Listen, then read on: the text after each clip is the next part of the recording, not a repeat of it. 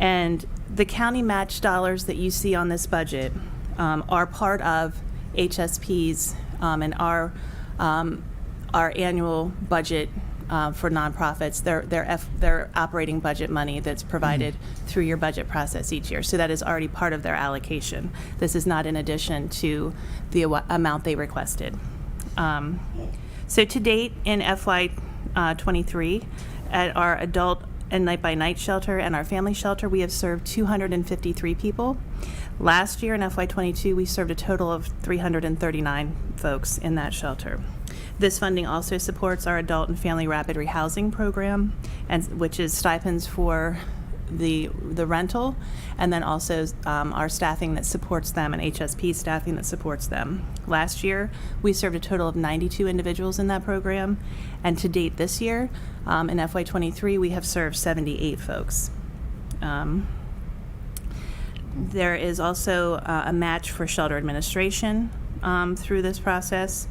We also have our homelessness prevention program, and Danielle's going to speak a little bit to what that means, which is a very important program that was really instituted during the COVID time because of the evictions and ERAP. So if you want to talk to that. So as Celine noted, our housing stability team is still fairly new. This was additional funding that we received through the pandemic that allowed us to create these positions in this program.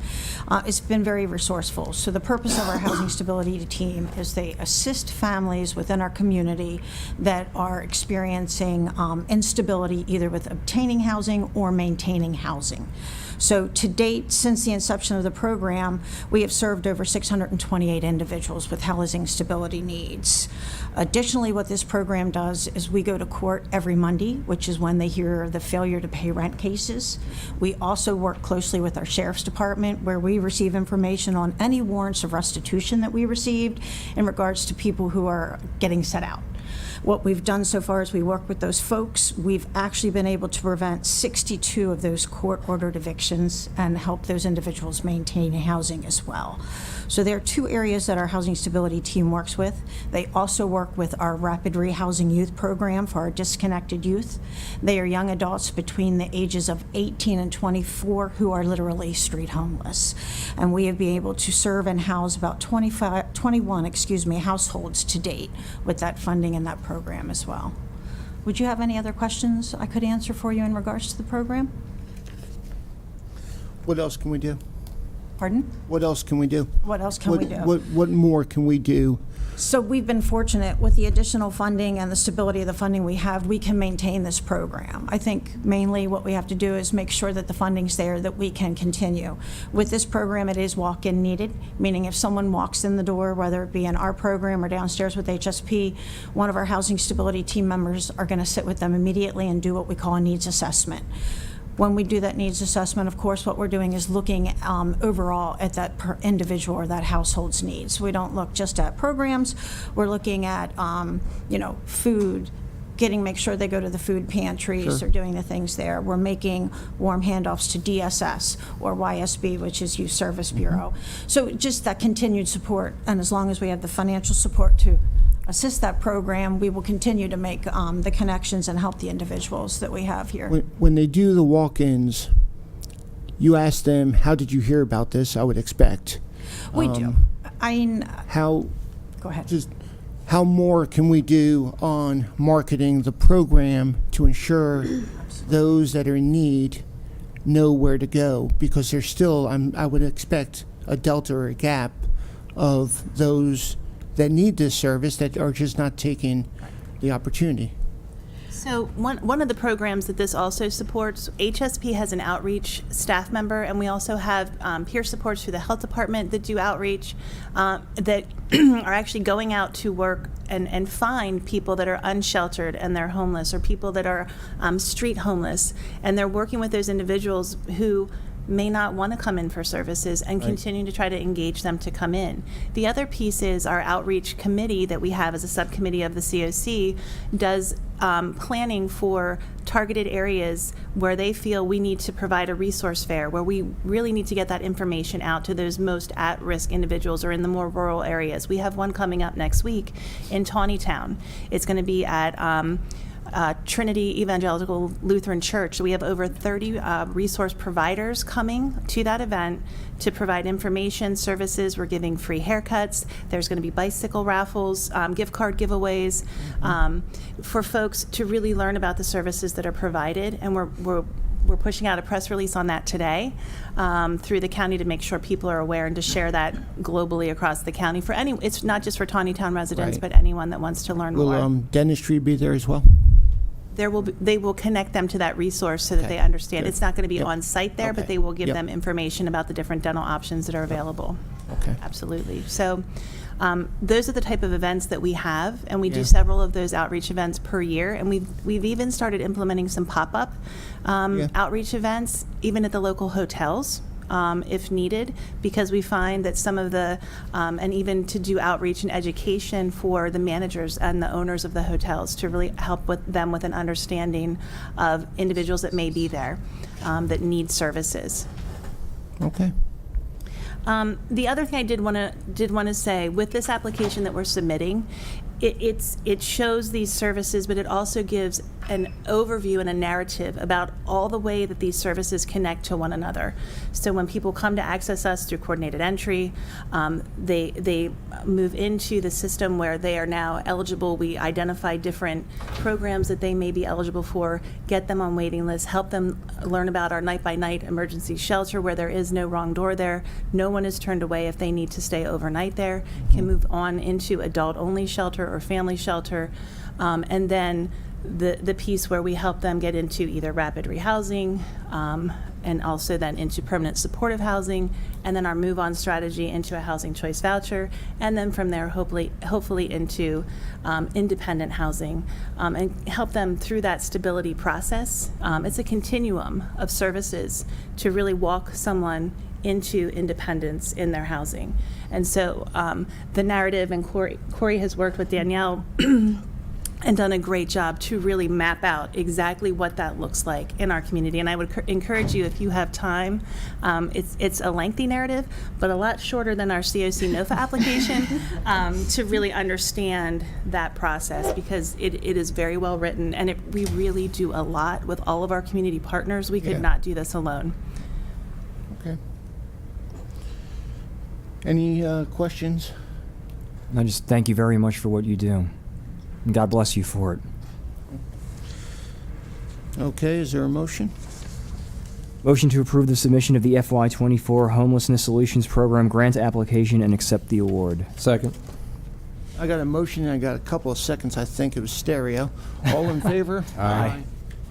Okay, let's talk about approval to submit the proposal documents and accept the FY24-28 funding for interagency family preservation services. All right, so it's Corey and I again teaming up. So we are here today to seek approval to submit the proposed documents and accept the FY24 through FY28 funding for the Interagency Family Preservation Services. The local management board is requesting approval to submit this budget to renew the Interagency Family Preservation Services program. Since 2006, the Family Preservation Program has been operated through a partnership with Carroll County Youth Services Bureau and the local Department of Social Services. Social Services is seeking to renew this for fiscal year 24 through 28 as a strategy to increase family stability in Carroll County. The primary goal of the Youth Services Bureau with the Interagency Family Preservation Service Program is really to provide a minimum of 42 families per year with children 0 to 18 years of age with services to prevent out-of-home placement and assist families with children transitioning home from an out-of-home placement. This also helps the family develop the skills that they need and resources to regain healthy family functioning, which is key.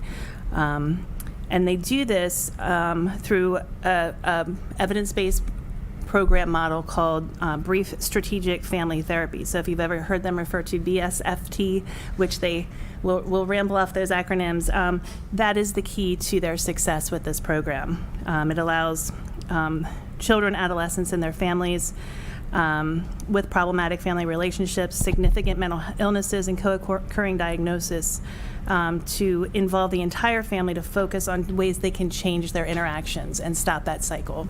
And they have had great success. In FY22, they did serve their targeted 42 families, and at least one functional domain in their assessment had improved for every family that they served out of 95% of the families that they have served, which is a huge success.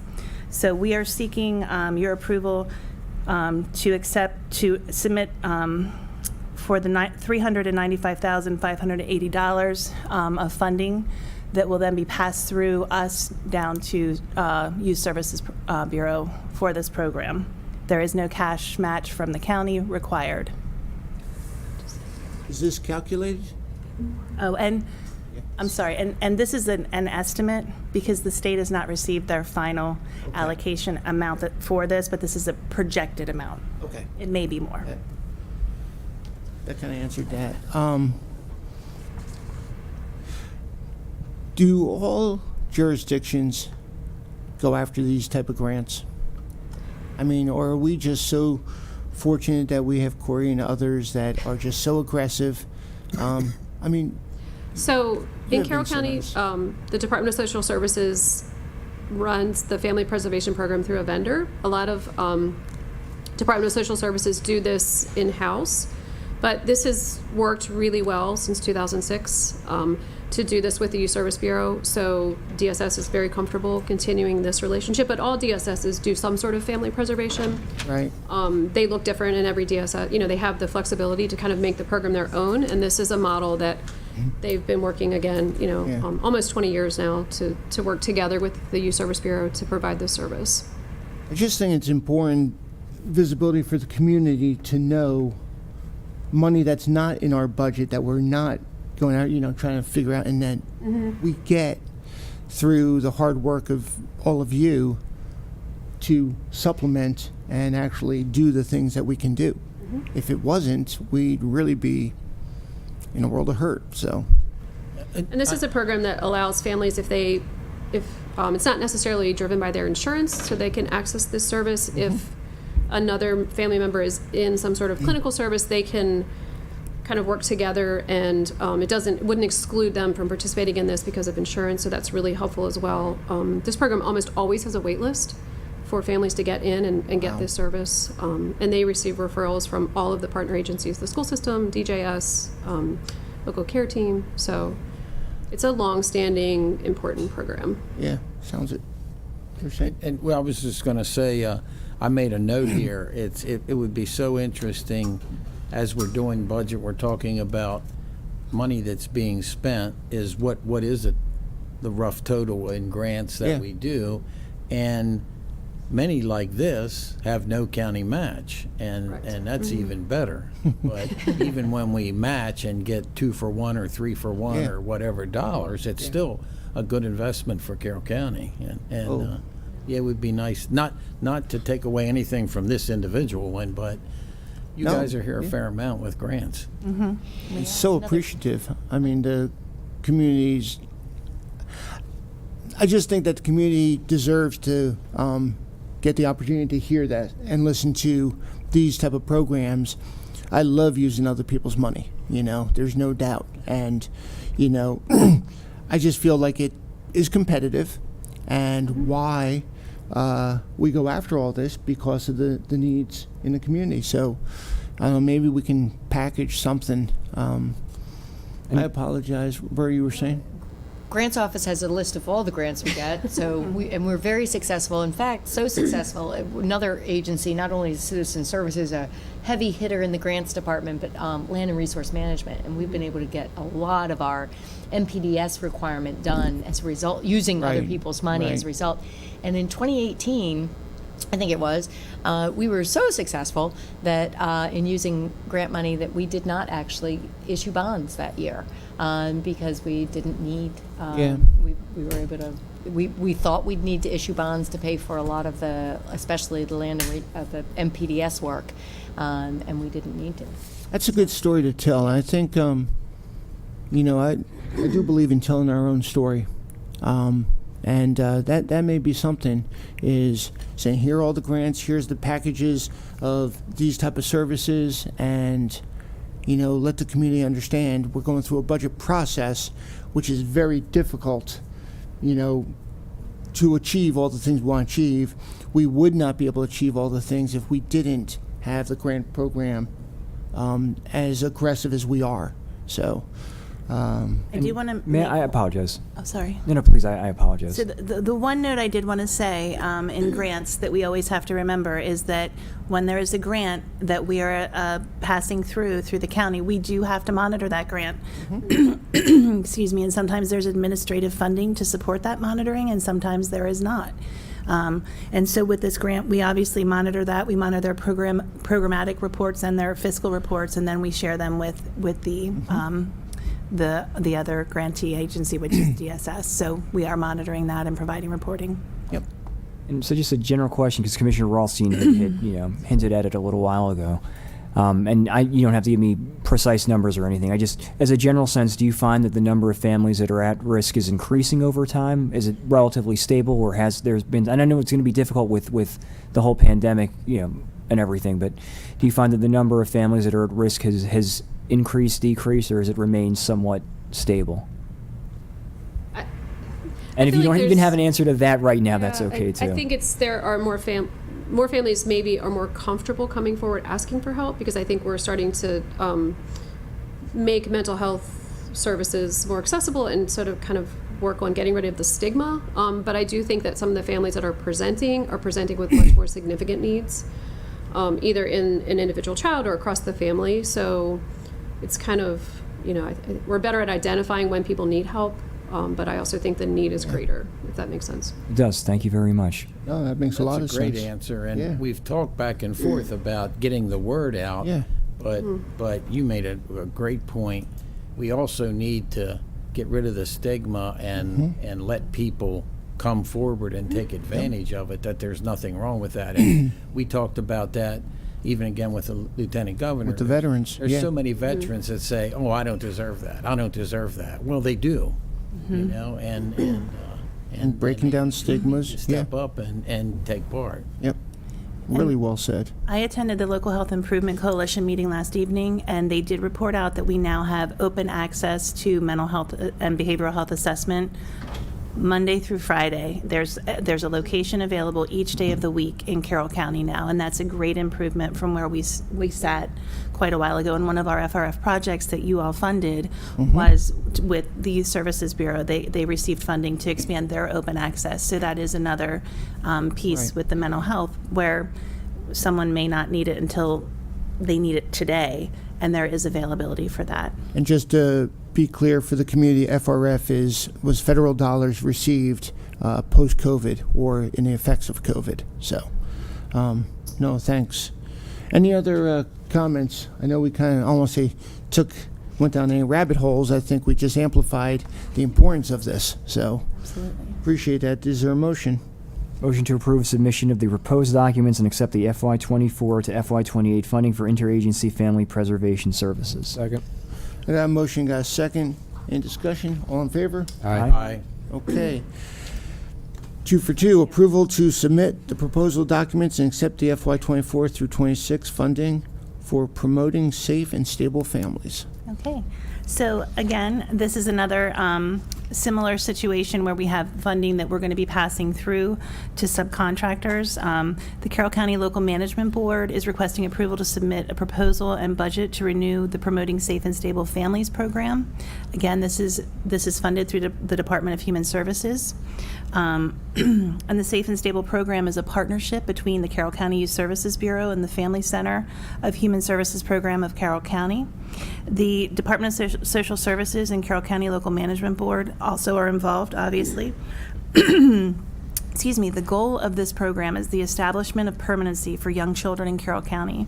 The program provides 3 strategies as the partners seek to achieve the goals of providing support and intervention services to prevent children from entering into foster care situations, to provide support and assist so that children returning home from foster care situations and their parents have a successful transition, and then also to move children into secure and permanent positions as quickly as possible when reunification is not an option. The partnership works closely with the entire childhood and child welfare community to ensure and develop a responsive service system. And it can provide a continuum of family and mental health services to support, strengthen, and preserve families in Carroll County. So through this, $83,044 is designated for Carroll County Youth Services Bureau, while the other is for $57,000 to HSP's Family Center program. The Family Center works with folks 0 to 5 years of age, whereas the Youth Services Bureau works with individuals and families age 2 through 7 for this program. So the total pass-through allocation is $140,000 to both of those entities in total. Okay. Any comments, questions? Just feel blessed that we have you guys sitting in front of us doing all this work. Is there a motion? Motion to approve the submission of the proposed documents and accept the FY24 to FY26 funding for promoting safe and stable families. Second. I got a motion, I got a second. Discussion, seeing here none. All in favor? Aye. Okay. Thank you, ladies. Thank you both very much. Thank you. Okay. Now let's go and talk about Manchester annexation number 41, Patapsco 91 LLC. It was a little cold this morning.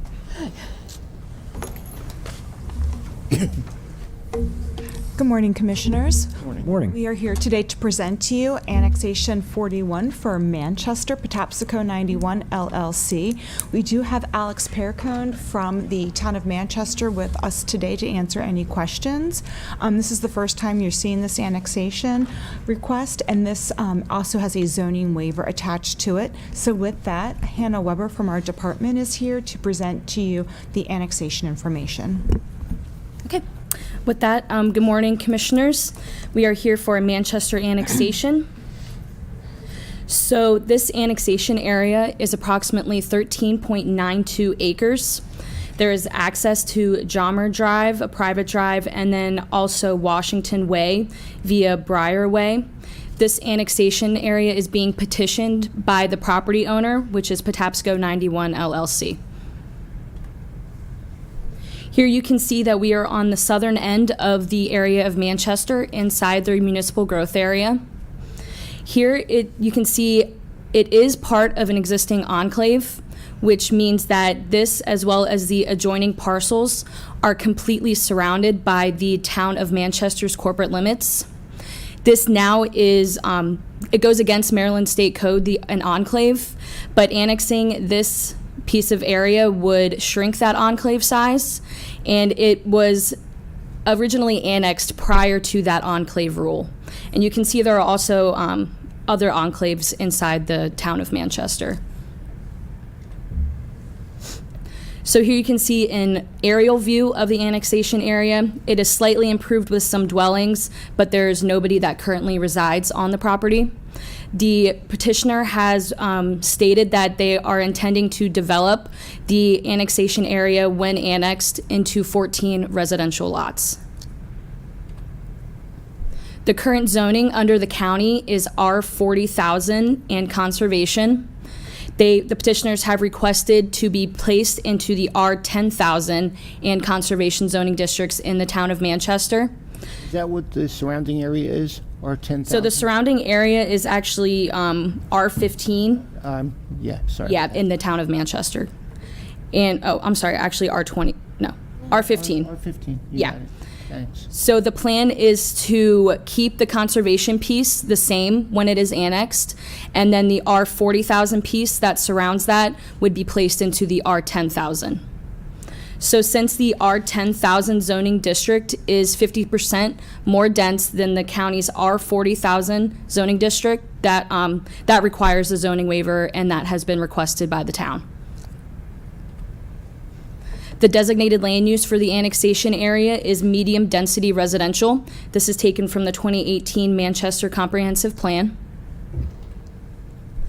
The area is actually in the no service categories for water and sewer, but the town of Manchester is currently working with the Department of Planning into bringing the annexation area into the priority service area for both water and sewer to develop the property after annexation. So we have received no agency comments. The Department of Planning is just recommending the town of Manchester give public notice by posting the property prior to the date of the public hearing and notifying all adjoining property owners of the public hearing. This past Tuesday, the County Planning Commission met and gave this annexation a favorable recommendation to you all. The Department of Planning is giving a favorable recommendation on the annexation and the accompanying zoning waiver. Today, we are here for no action or informational briefing.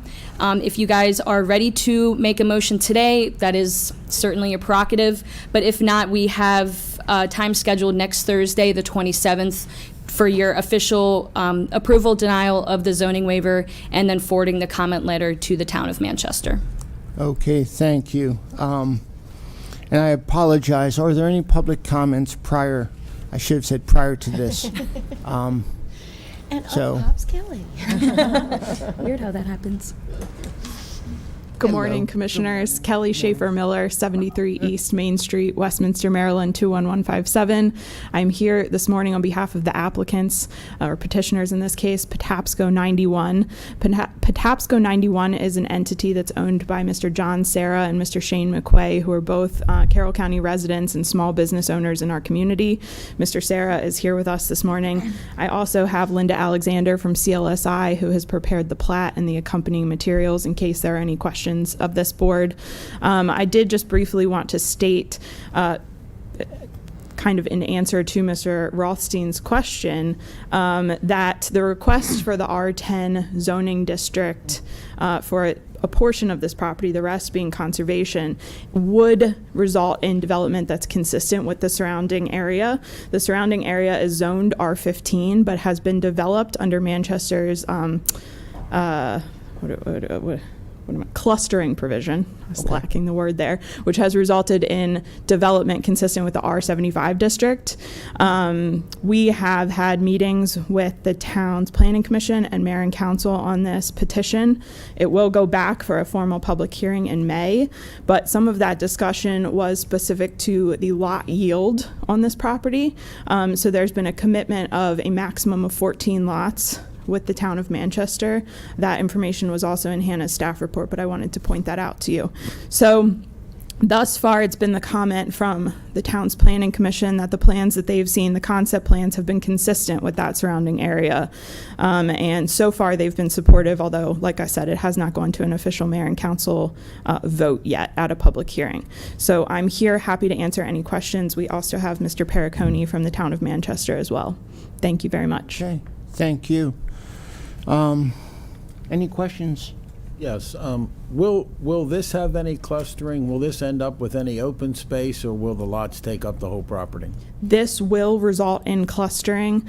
To get the lot yield of 14, it will be clustered to be consistent with the surrounding development, and that will result in open space in addition to the conservation zoning district, which will also not be developed on this parcel.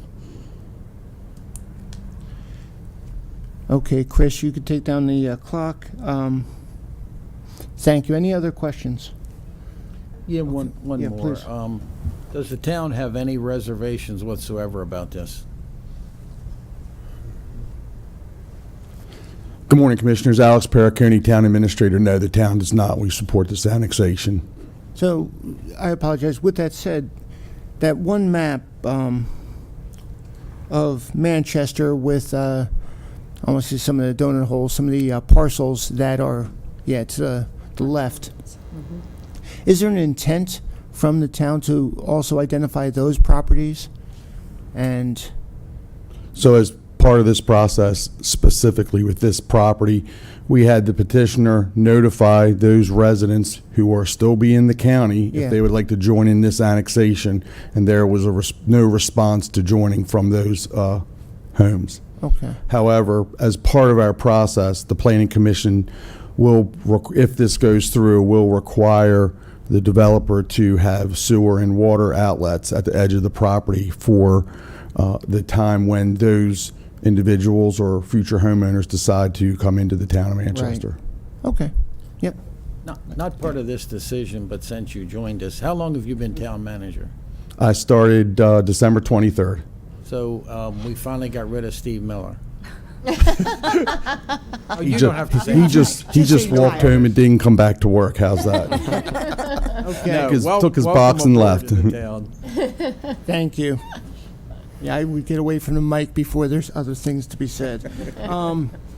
So we have an option to either just accept what was provided and give it a week, or with what was said, to make a motion and move on to the recommended annexation of number 41, Patapsco, to Patapsco 91 LLC. So, And so we need two motions, one for forwarding the comments and one specifically for the zoning waiver. The zoning waiver is the action that is required. It's both in the, if Yeah. you want to make the motion. right. And does anybody have any heartache if we do the second and not have them come back? Yeah, I agree. I mean, Well, I always prefer to give residents and people adjoining to properties the opportunity to make sure they're aware of this, and this is happening. So I always prefer to go a little slower, but, I mean, if that's the motion. what are your thoughts? I mean, I personally would agree with that, giving them the opportunity to speak as well, if you know, they have any concerns. And it's not trying to intrude on the jurisdiction of Manchester at all, but you know, I agree, giving the public a greater amount of time to you know, relay their thoughts if they have them. Just to, Okay. Will the public, other than our meeting, see anything new in the next week? No, there will be nothing new, and they have a public hearing process through the town of Manchester that will be following this. So that's part of the process, that they have to have this public hearing for their mayor and town council. So this is just for our recommendation and our comments.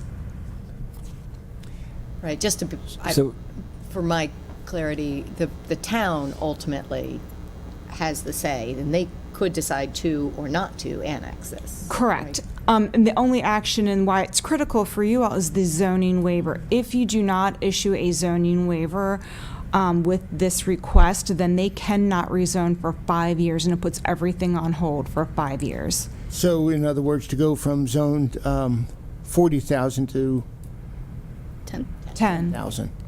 They would not be permitted to do so under state law. Does it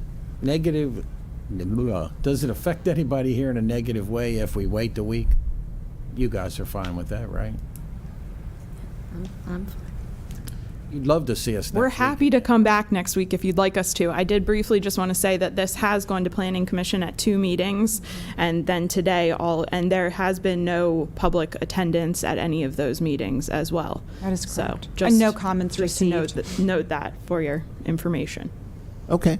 So, is there a motion to either leave as is, or, I mean, like, in other words, no, the motion Would only be to would only be, approve, sign, forward the comment letter, et cetera, as it's written in. So we either make that motion or take no action and Correct, see you right, again right. next week. So you guys want to wait, right? I don't. well, two of you, I mean, is It's there- just, I mean, I think I've been fairly consistent in wanting to wait and give people at least a week. But just to clarify something, we've had annexations come before us, and we've approved them as a board.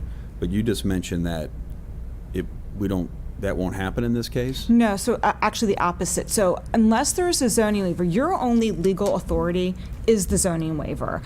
If there is no zoning waiver, you're just simply forwarding comments that we have obtained from other agencies to let the town know where some issues might be with a particular annexation. But the town has the right to annex because the agreement is within the municipal growth area that's been mutually agreed upon by this body at some point in time and the town of where their ultimate corporate limits will be. This is kind of different because it's filling in a space surrounded by already existing corporate limits, but the only action required for this board to take is for the zoning waiver. Okay, so We do the comment as courtesy and to be helpful to the towns and to help forward the process along because we also work with our state partners and things like that. So we recently had a situation similar to this with Westminster that came before us, and we ironed out some concerns, and then there was the Buffalo property down in Mount Airy. We voted on those annexations. So you're saying that the difference between those and this one is that it's because it's within the town No, itself? you What's the didn't vote difference? to annex the property or not. What you voted on was forwarding the comment letter. Okay. That's what you voted on. Now, this is actually an action that would either be to the detriment or benefit of the town, depending on what action you take with the zoning waiver.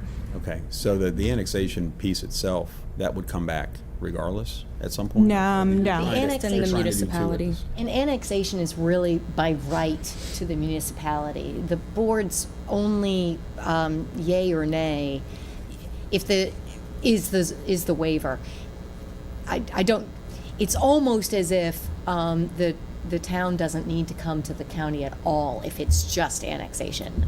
If there's no zoning waiver, I don't know that that's 100%, and I'm not suggesting we change the practice because I think it works out well for everyone. But they pretty much have, they being the towns, pretty much have, as long as it's within that municipal growth area, have unfettered right to annex the property. Sure, and I don't think, that's not my Yeah. intention to change No, that. no, right. But I know after each one of these annexations, we've signed the maps as well. So that's different. That's the end Process. of the process. After the annexation Yes. goes through. Make sure I understood. And that would happen regardless of if they came to you or not, so to speak. Yeah. Even if we didn't do this particular process, at the end of the day, you would get those maps because they are official zoning maps, and now you're showing this area once was in the county, and now it's in the corporate limits, and you remove it from our official zoning boundary. That's really what that action is. And then the town records whatever their zoning map is separately from our official map. These are really good questions for clarity because it does become complex. And so I appreciate you doing this because not just you, but all of us, but also the community, because when we talk about this, it gets to be confusing. And so this action is currently it is R40 and conservation. The request is to do a zoning waiver to R10,000 And conservation. and conservation, R10,000 and conservation, knowing that the town and everybody's supportive of it, and the expectations that the 14 homes would conform to the community clustered with some open space and, allowing, right? Is that, but I mean, that's on to them, that's not ours, but just knowing the intent. Correct. Okay, so we can either, keep this as a Informational. or we can make a decision to allow for the zoning waiver to occur and the process move forward. That's kind of where we're at. So, I mean, again, I have no objection to the waiver of the annexation. I just, as Commissioner Guerin said, favor waiting a week just to see if there's any comment or anything else. Again, that's exactly it. I'm not fundamentally opposed to any of this, but I am respectful of the fact that this is District 2, and very much a part of your neighborhood. So, Yeah, I'm very comfortable with it. The engineer, the prospective owner, the town, and county planning all seem like this is a good thing to do, and I'd love to see it in Manchester. so are you motioning to sign? I'd love to, Zoning but waiver. if two of you are against, I don't want it to be a 3-2 vote. If you want a week to think about it, I'm okay with that. Well, or there be a deference to you as the commissioner for Okay. District 2, I mean, it may. We'll find Okay. out if that's what you want. I move that the board approve, sign, and forward the comment letter, including approval of zoning waiver to the town of Manchester regarding Manchester annexation number 41, Patapsco 91 LLC. Okay, and I'll second that. And yeah, I appreciate that the deference or the, what do you call that legislation? Enabling legislation.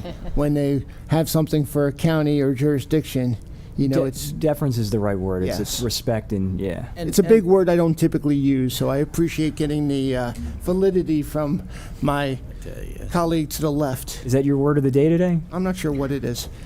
So. And the town will have public meetings, and Yeah. all that will happen. So I'm comfortable that everybody around it's going to get proper notice and have their day. And so far, they haven't wanted it, but if they want it, you'll hear from them.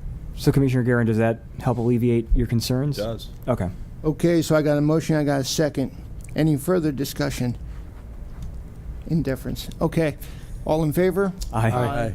Okay, 5-0. Thank you. Great, thank you so much. Thank you all very much Okay. too. Next For one the may not be record, so I'm easy. not going to get articulate. It isn't going to happen. Well, okay? the next one may, Next one's gonna be a process. Maybe Okay, your challenge is to so- use the word defer now. let's have a conversation about a text amendment referencing to allowing recreational cannabis and the use in Carroll County. And just prefaces before we get into this, I also reached out, just so you all know, I reached out to both Chris Hine and also to Linda. I'm getting a lot of comments about vape shops and other activity, legal activity, but the signage is getting to a point where you get those big signs all over. And and I talked to Chris, and I'm not putting one into the same basket as the other, but you know, we did talk about this, and the signage unfortunately is in easements, and it's very hard to govern. you Right. know. Ways, yeah. So it's frustrating because the community say, well, we don't want vapes and we don't want that. I say, I got it, I understand, but that's not for us to choose, you know, from the county. But there's a lot of very deliberate signage that's going up, and vape shops, CBD, and all this other stuff, and then it feeds kind of into this, which brings a concern. So I just want to throw that out there, that the community's kind of out there talking about that. So I'm not sure the community wants the government regulating the content on signs either.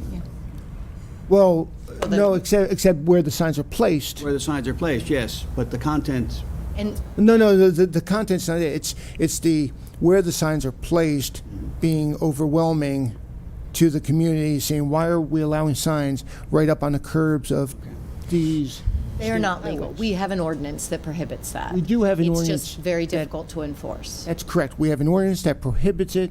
However, the enforcement of it becomes very challenging because it's overwhelming. So maybe, and we've done it before, messaging, trying to get it out there, but it becomes, you know, And our DPW folks, as they drive around the area, frequently do pick up those signs, the most egregious ones. Yeah. That, you know, I mean, the mattress sale signs and vape signs seem to be pretty, you know, we just, can maybe step up that effort as the spring is here. What do you think, Doug? okay, so before we're going to talk about cannabis, we're going to allow Mr. Doug Brown to share Good morning, his wisdom. Commissioners. So certainly we do with our roads operations, anything that lies within our right-of-way or what some refer to as the easement area, we do go around and police those as we're out in the community. We try to pick those up and get those off, because just like you, we also hear from our customers that say, we don't like all these signs up next to the road. Is there anything we can do? But as the county administrator said, as quickly as we take them down, they seem to print these by the hundreds and they come back up. But we do certainly try to take a proactive approach, and we can have, if you will, I'll reemphasize that to the troops, and we'll try to get back out and after that a little harder. Please When do the- so. And I apologize. It's just, it's brought to attention. It's an annoyance, and I think we're probably all aware of it. So just, I want the community to know we're listening, and Understood. we will do what we can, but it's not our position, as our county attorney shared, what's on those signs. If it's legal, and we Correct. will not opine on that. So. Yes, sir. And so my question was, taking down the signs, I mean, are we able to levy fines against repeat offenders? And if not, is that something that we can look into? Because that seems like that would go a long way toward enforcement. If you take down one sign and then next day it's back up, well, there's a $1,000 fine. Yeah, I think, so I'll turn to the county attorney with regard to fine. However, what I would say is it often becomes a who did it. What I mean is who stuck that sign there? Did someone relocate it? Did they pick it up from somewhere else?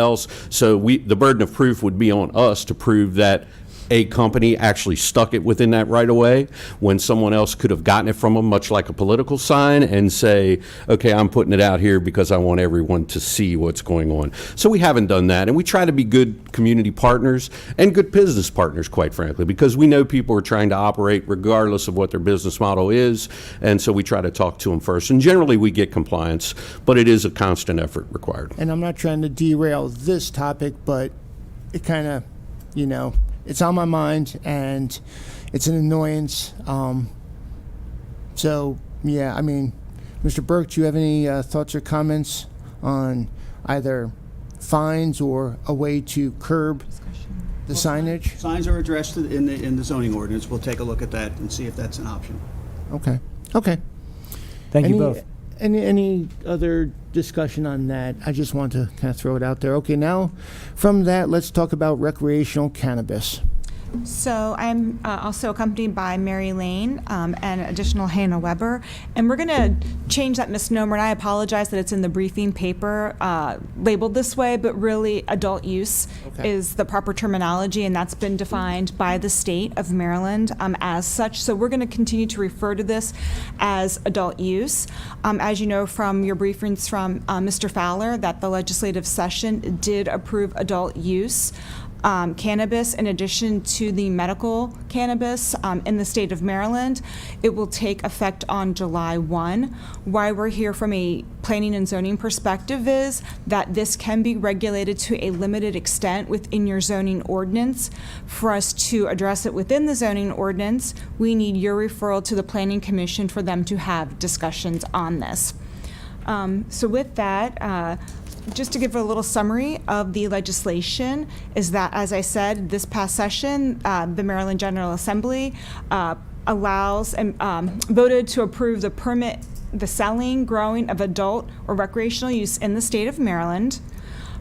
Jurisdictions have zoning authority over adult use cannabis, but they cannot unduly burden the cannabis licensee, meaning we can't zone it out of existence. You can't make it so onerous that no zoning category within your county where it's placed would be able to meet the law. So, that's something to consider, and that we do have, though, the ability to prohibit on-site consumption establishments. That is something that the law did give latitude to local jurisdictions to say, we don't want to allow this. Don't want to get too much into the law. My understanding is that they're only going to be issuing 50 of those types of licenses for now in the state of Maryland. Currently, we only have 2 medical dispensaries in Carroll County, and those are both in the city of Westminster's corporate limits. That's not to say that this couldn't apply to county land as well. Currently, we allow the facility for dispensing of medical cannabis as a principal permitted use in the C2 zone and the C3 zone. Following certain bulk requirements and setback regulations. Much of this has been laid out in state law for the medical use with its proximity to schools, daycares, religious establishments. And then we allow the facilities for dispensing in conjunction with growing and processing in the Industrial 1 and the Industrial 2 zoning districts. Currently, the distance requirement is 400 feet from any residence district, including the agricultural district where a residence acreage is 3 acres or less, and any lot occupied by, like I said, a school, religious establishment, or institution for human care. So the general regulations for the growing, processing, and dispensing is outdoor growing of medical cannabis is prohibited in all districts. So that has to do with, and I don't want to get into the Maryland law, I'm not well versed in it, but has to do with security issues, fencing, the ability to secure the site. So those are only allowed actually in indoor type of facilities in the state currently. Again, lighting shall meet our current lighting plans. We do have lighting plans that are required for site development where the lighting display can't leave the property. The lumens can't extend beyond the property boundary. And again, you would need a site plan that goes through Planning Commission approval. And we are not granting variances for distance in this section. A lot of times, variances are for different things where we can come in and say, you know, that distance requirement is 100 feet. We'd like to change that to 50 feet for some typical hardship that is not brought about by the applicant. It's something that's just innate in the property itself. So all of those things would be looked at moving forward with the recreational. I would tell you as of July 1, again, my understanding is that current medical facilities can be converted over to a medical/adult use. So medical use as an allowance will still remain as a specific type of use under the Maryland General Assembly law.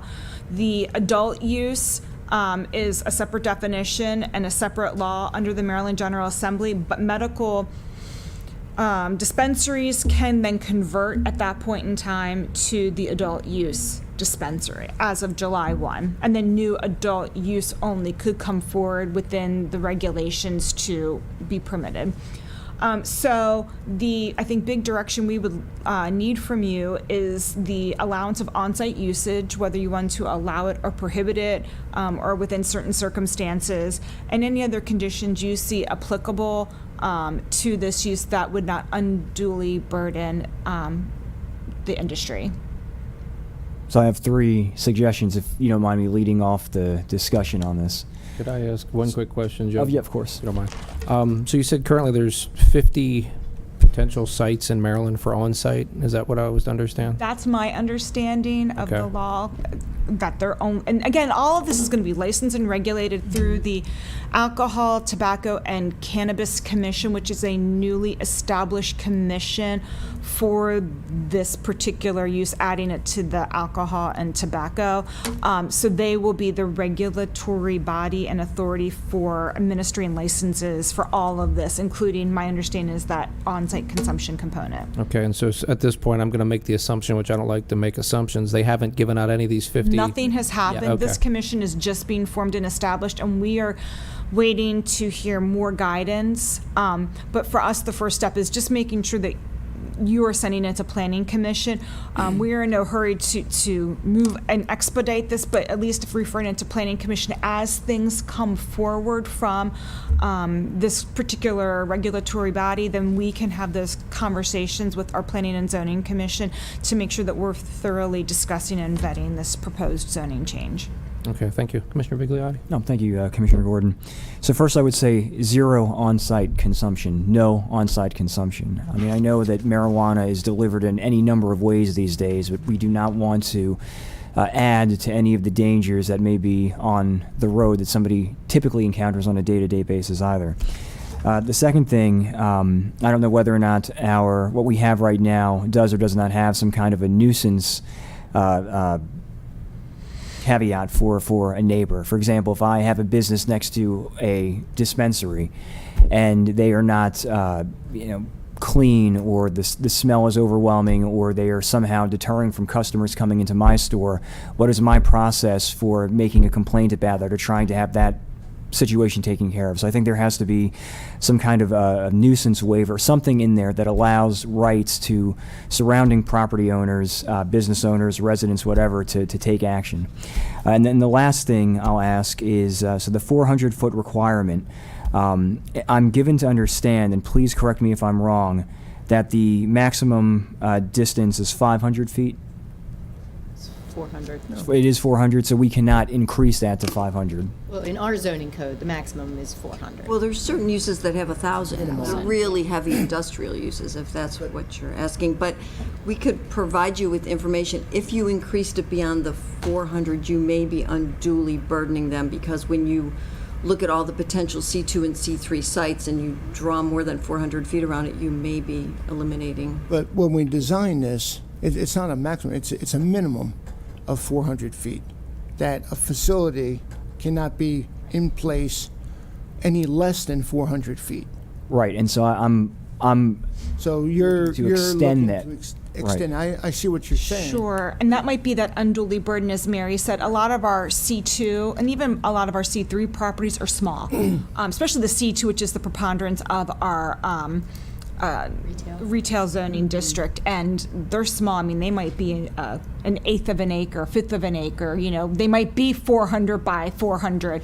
So that would be maybe unduly eliminating districts. But we don't know until we would do that. But that's something we can look into. I would very much appreciate that, and that's one of the reasons why I brought up the idea of having that nuisance part of the ordinance, because again, you know, it's kind of like going back to the signs. You cannot regulate what is on the sign. You know, I can't necessarily regulate what kind of business opens up somewhere, but I want to make sure that anyone in that surrounding area has the right to some recourse, because again, you know, it is not, you know, your typical everyday business. They're not doing, you know, potato chip sales or something. They're not doing, you know, it's not a pet store. You know, this is a totally different kind of business, you know, for our county. And again, I want to make sure that anybody, again, you know, this is the state that's handed this down to us. I want to make sure that our residents have some kind of recourse to this. Right, and since we have none in the county, it would not make anything in the county currently non-conforming. But Westminster, I'm not sure how they'll handle this, but just an FYI. So I appreciate that. No, just making sure that some kind of nuisance, I don't know what you would call it, nuisance clause, something in place. I mean, is that the right terminology, Tim? Something that allows people. Business will have to be operated in a clean, orderly, you know, or it would be a zoning violation. We'd have to work on something. yeah, we don't typically regulate nuisance via zoning, so we would have to have that discussion. Because we're just specifically talking about the 158 and the 155 would be our purview. If there's something that goes into other chapters, we'd have to have other discussions revolving around those. And I'm not sure that nuisance fits into the zoning category, but we can. Something in place. Again, it's not like, you know, you move into Sure. a neighborhood that borders farmland, and you know you're going to get smells of manure at certain times of year, and you know you accept that because that's just normal part of living in a rural county. So, you know, but again, if a marijuana business opens up next to my bookshop or something, right? And the smell or people are hanging out on the sidewalk or something, and they're deterring my ability to do business. Yeah, they're not processing it, though. They're just selling it, But they're right? They're not allowed to do any. Or consuming it. Well, if you allow. we don't allow that. No, that's what I'm saying, they're not consuming. Yeah, they're not They're consuming. not consuming. So That's I don't know correct. But there are still things like smells that emanate from this, and I have no idea. News to me, sorry.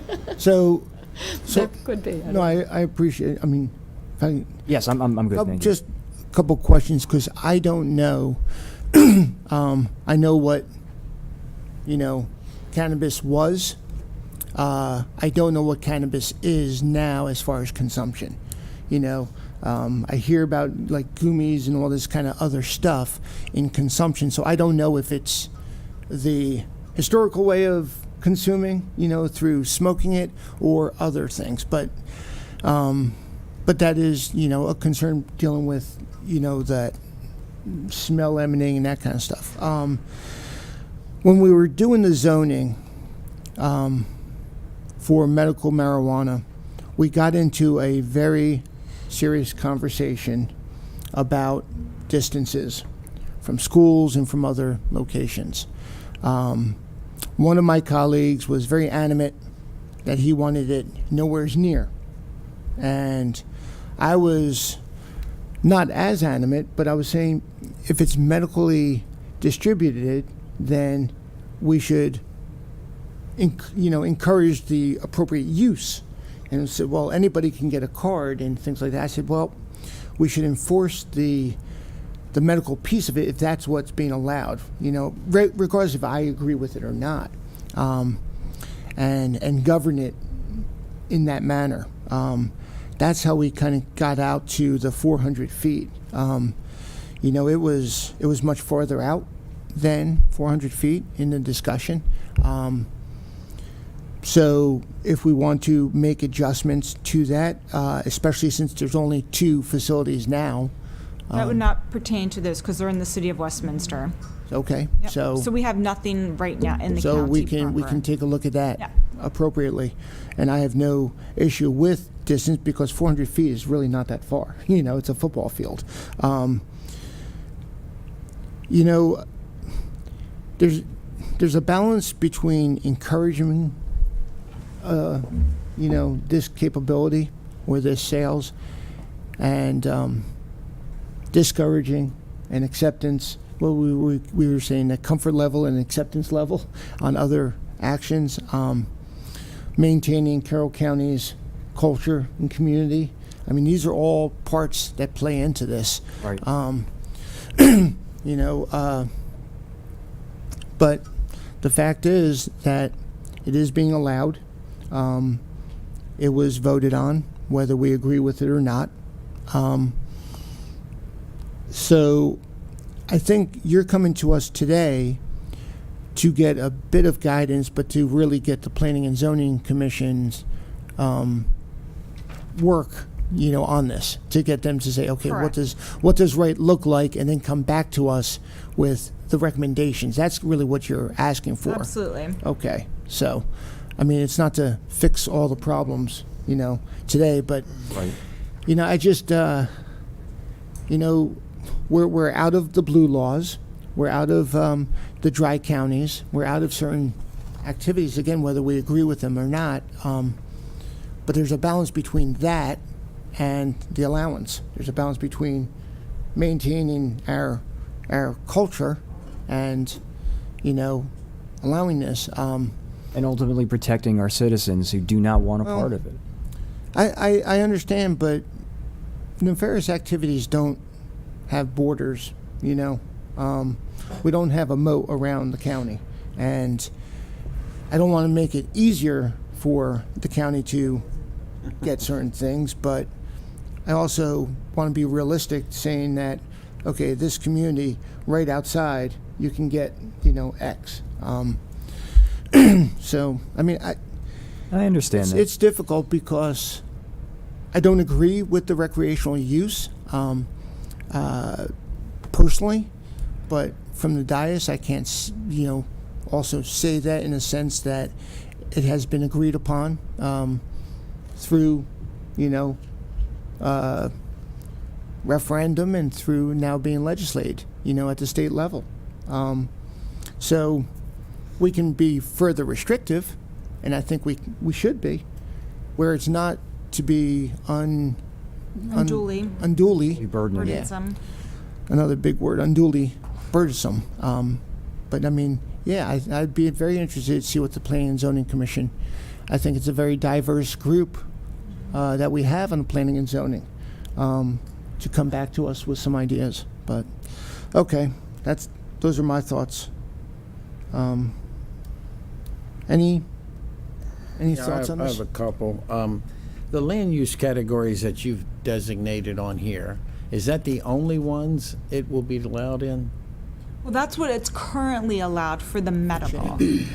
So we can reevaluate all of. Is it pressure from the state to open it up more, or not really so far? Again, it's up to you. Do have the local land use autonomy Yes. to decide what districts you want to go in.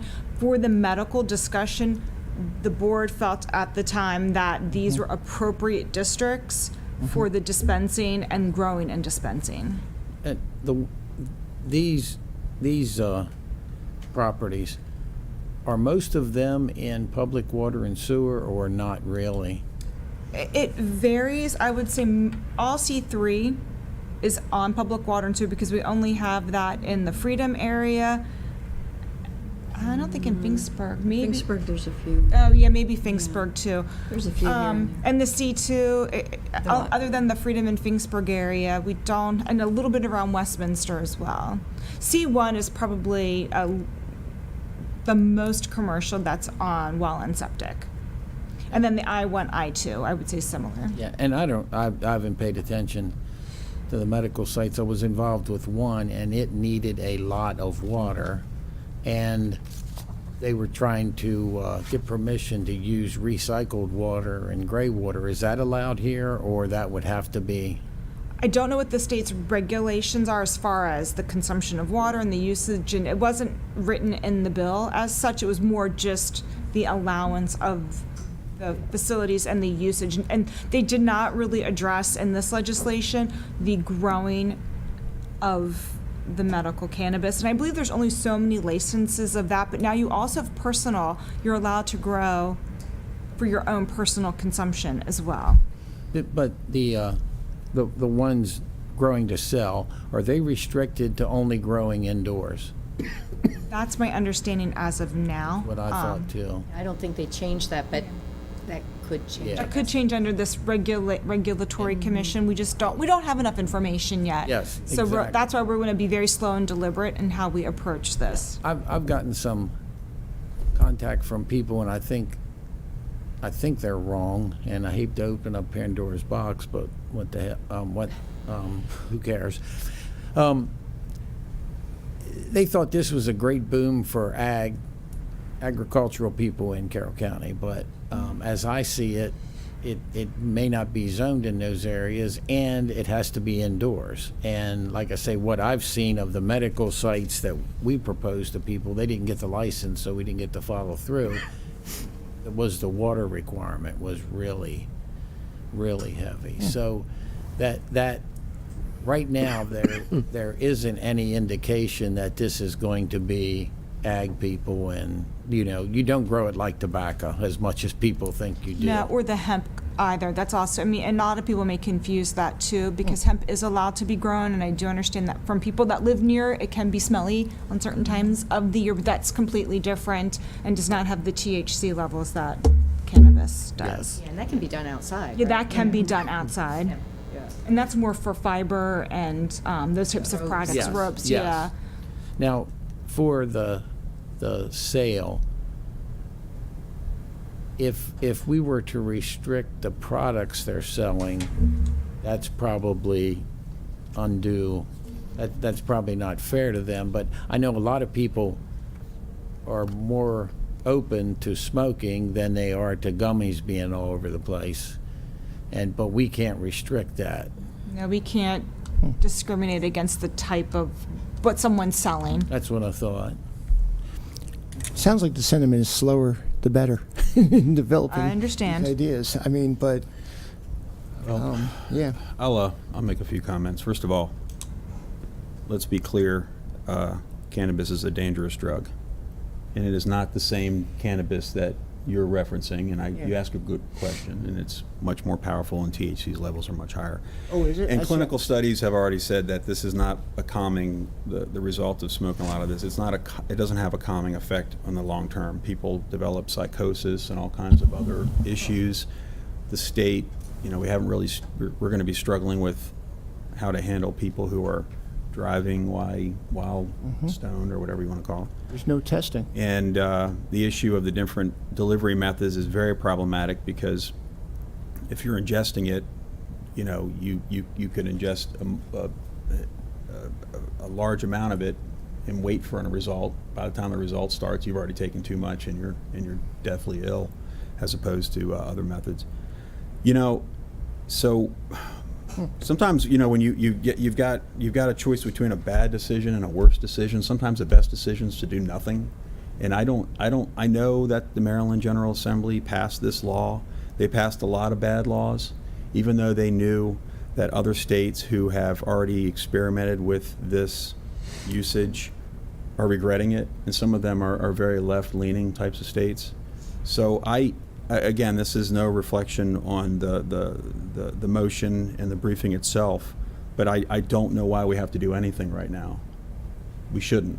Well, my question would be, by doing something, are we being proactive and maybe being as restrictive as we're allowed to be, as opposed if we do nothing, we're subject to just whatever the state says. Yeah, that's what I again, like. I'd like to say, I wouldn't want to see us open it up probably beyond these land use areas, but the state may well do that. So are we being proactive, or, you know, because I feel a little bit like you do, but then I feel like I don't want to 6 months from now say, oh, heck, we should have done something. I don't want You know what I the mean? state telling their story. Yeah. Well, I understand that, and they're going to do that no matter what. I mean, I think we're all getting used to that theme.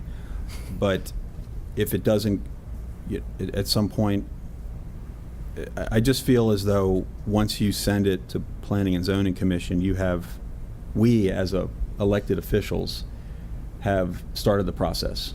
And I'm not at all even comfortable with the process. I'm not even comfortable with the fact that this could be in our county. If people really want it that badly, they can drive into another county and get it. So I really question why. And I can tell you just from speaking, the district that I represent, families, parents, grandparents, I mean, nobody wants to see this as the next challenge to parenting. It's already hard enough. And then the state goes ahead and makes this, passes this law. I get it, it's a law, but it's not going to make life any easier for people in this county who have kids and are trying to go about their daily lives in a county that they feel is has their best interests in mind. So I acknowledge the fact that this is an issue we're going to have to probably grapple with, but I don't feel as though, I don't understand why we'd have to take any motion today. This General Assembly just ended a couple weeks ago. Right. I mean, But I think, rush. Well- tell me if I'm wrong, if we do, it lets them plan, and they can't create anything final without us approving it once they work on it. So this is for Yeah. you to get started, and it would come back to us, correct? Absolutely. Regardless. With I- work sessions yeah. and public hearing I and think, everything. Commissioner Guerin, because I agree with what you're saying regarding the sentiment. And it's not the General Assembly, it's the state through referendum that allowed this. Now it's the legislation, the General Assembly trying to put the bookends on the legality of it and use, all that kind of stuff. So, yeah, I rather tell our story the best we can within the limits of whatever the General Assembly comes up with or the laws come up with, but take it to a certain, as far as we can, I don't want to say to the right, but to, again, who we are, a very, a conservative approach. But, yeah, I'd rather tell our story than have somebody tell it for us. And if it's shoved down our throats, and we didn't take that opportunity, it's like shame on us. So, and it's work. I mean, that's what it is. It's staffing that we're asking them to do right now. So, I have yeah, created. I I'm sorry. apologize. Just I last thing, apologize. because I didn't know about the potency and stuff like that. I had no idea. I have no idea. I'm not educated on this well enough. So I appreciate that. That's interesting. This is not what was being passed around in the 1960s. I mean, it is countless times more potent and more dangerous. I mean, I've read medical studies where the addiction rate is between 8 and 15% for first-time use. So it's and it is dangerous. I mean, you're listening to individuals who have been through drug court or rehab, and then they, more often than not, they say that marijuana was a gateway to heavier usage. Yeah. Which is again why I'm so confounded by the fact that we are fighting so hard against opioids and heroin and fentanyl, And here we are creating what is effectively a conduit for use and stepping forward to those drugs. I mean, I know everybody says, oh, you must be 90 years old if you oppose this. And I know I'm the youngest one here, and I fiercely oppose this. I mean, I've seen what it's done to friends of mine. I've seen what it's done to other young people my age. And again, listening to the stories of these people who have survived and have been through this, it is dangerous. So again, I can't understand how we as a state can say, we have to fight heroin, we have to fight fentanyl, we have to fight drugs. And again, here we are creating a conduit to that kind of activity. So I have created a motion, and you can all agree or disagree with it, but so I motion that we forward the issue to the Planning and Zoning Commission for their review and recommendation, with the direction of making this as restrictive as possible and ensuring the rights and protections of the lives and safety of Carroll County citizens, expressing grave opposition to the state over the legalization of marijuana. So say that last part. Expressing grave opposition to the state over the legalization of marijuana. Basically that we are doing this under protest because we have no other alternative. But we do need to be proactive to make it as restrictive as possible and to move to protect the rights and lives of our citizens while we have the opportunity to do so. Before you get a second, did you not want to put something in about no on-site consumption? Oh, no, I want that. So Okay. And I think you've taken, Yeah, those are. But those- that doesn't need to be part of the motion, Do you want me because to- that was part of the Put it in the discussion. motion, Or just do to you be want sure. it part of the motion? All right, so I will include no on-site consumption in the motion, looking into increasing the maximum amount of distance between businesses, and also finding a way to ensure complaints, whatever the correct term, not nuisance, but a way to ensure that residents have the right to recourse over this. Okay, can you repeat that motion? I'm kidding. And, I can well, try. before that, I'll second it, but I also need to make, I don't remember seeing you at any of my parties in the 60s. Sorry. I was a square back then. No comment. I was at home watching Firing Line with William F. Buckley. Okay, did you second it? Yes, I second. So I got a very lengthy and specified motion that I believe you captured. Yes. And I have Sorry. a second. I'll open up for discussion because, again, it's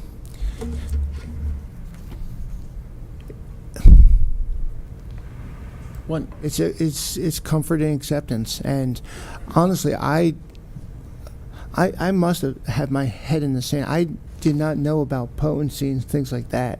For some reason, I just felt like it was, like you said, back in the 60s and 70s, like that's potency. I didn't know that. And is this- That's terrifying. Well, And- here's an interesting side note. The biggest investor in marijuana right now is Big Tobacco. It's the tobacco companies that are investing in it more than anybody because they see fewer Americans are smoking cigarettes and they know they have a new lucrative market with marijuana. Yeah, the irony of all this is I thought smoking was bad. Right. So did I. So but let's just that's why pass I some- didn't think it was smoking. I thought but it that- is. But no, it is no, smoking. I'm Yeah, it's sorry. just- I'm being- I thought it was. being a I cynic, thought it was those gummies or something. I Yeah. didn't know they're selling. But again, I may have to go into one of these places and say, okay, what is this all about? Because Well, and part of Oh, what no. they're doing now is they're refining it for use in vape. So it's not necessarily lighting up, a marijuana cigarette or a joint. It's you're condensing it and putting it into vapable form, and that delivers a higher concentration of it as well. Same thing with instead of smoking a cigarette, you're delivering a greater dosage of nicotine from the tobacco versus smoking the cigarette. So it's again, I don't want to derail it too far. I just I'm naive to it. I just no, didn't not, know. not naive. so- I mean, it's learning for all of us. I mean, I've been uneducated, stunned so- myself over the last couple of years with how it's Okay. evolved. So. Okay, so we do have a motion, we have a second, and the basic of the motion is to provide guidance and direction to the Planning and Zoning Commission to, identify the next steps and recommendations back to the Board of County Commissioners. Is that, there's no timeline associated with this? Okay. and I think based on some of the comments, and I think we've done well with that since December. We need to make sure we really, really put out the info for public comments, for their opportunity to come tell us, and that's all part of the process. Correct. So, but you know, you're right, but we all know what's going to happen. The activists, the people that want to see this happen, are going to show up in droves, and the parents who are working, who are doing their job, following the laws, paying our taxes, they don't have time to come to these meetings. So we know exactly what's going to happen if we do have some hearings. I'm frustrated with the discussion because it's a lousy law. It hurts Carroll County. The General Assembly, it seems like they are hell-bent on making Maryland into a state that none of us are going to want to live in. Maybe that's their intent. Who knows? I don't want to get too political. But why not show some resistance to this entire concept? Why not? Why not say, hold on a second, this doesn't help Carroll County.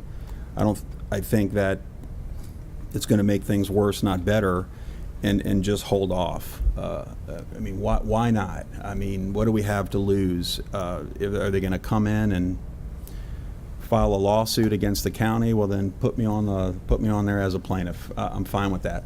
Because Defendant. Or defendant, I'm sorry, defendant. See, that's why we need a lawyer in the room. Put me on there as a defendant. I kind of feel like this is one of the reasons I'm here, is to look at things like this and go, this is complete BS for the state.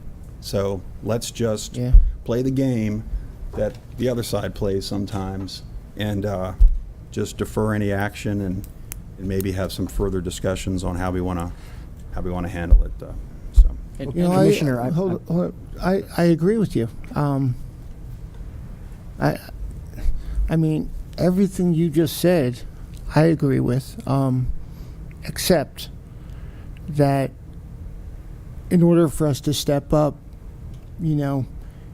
going back to telling our own story, getting the planning and zoning folks and the staff to take this on, to come back to us.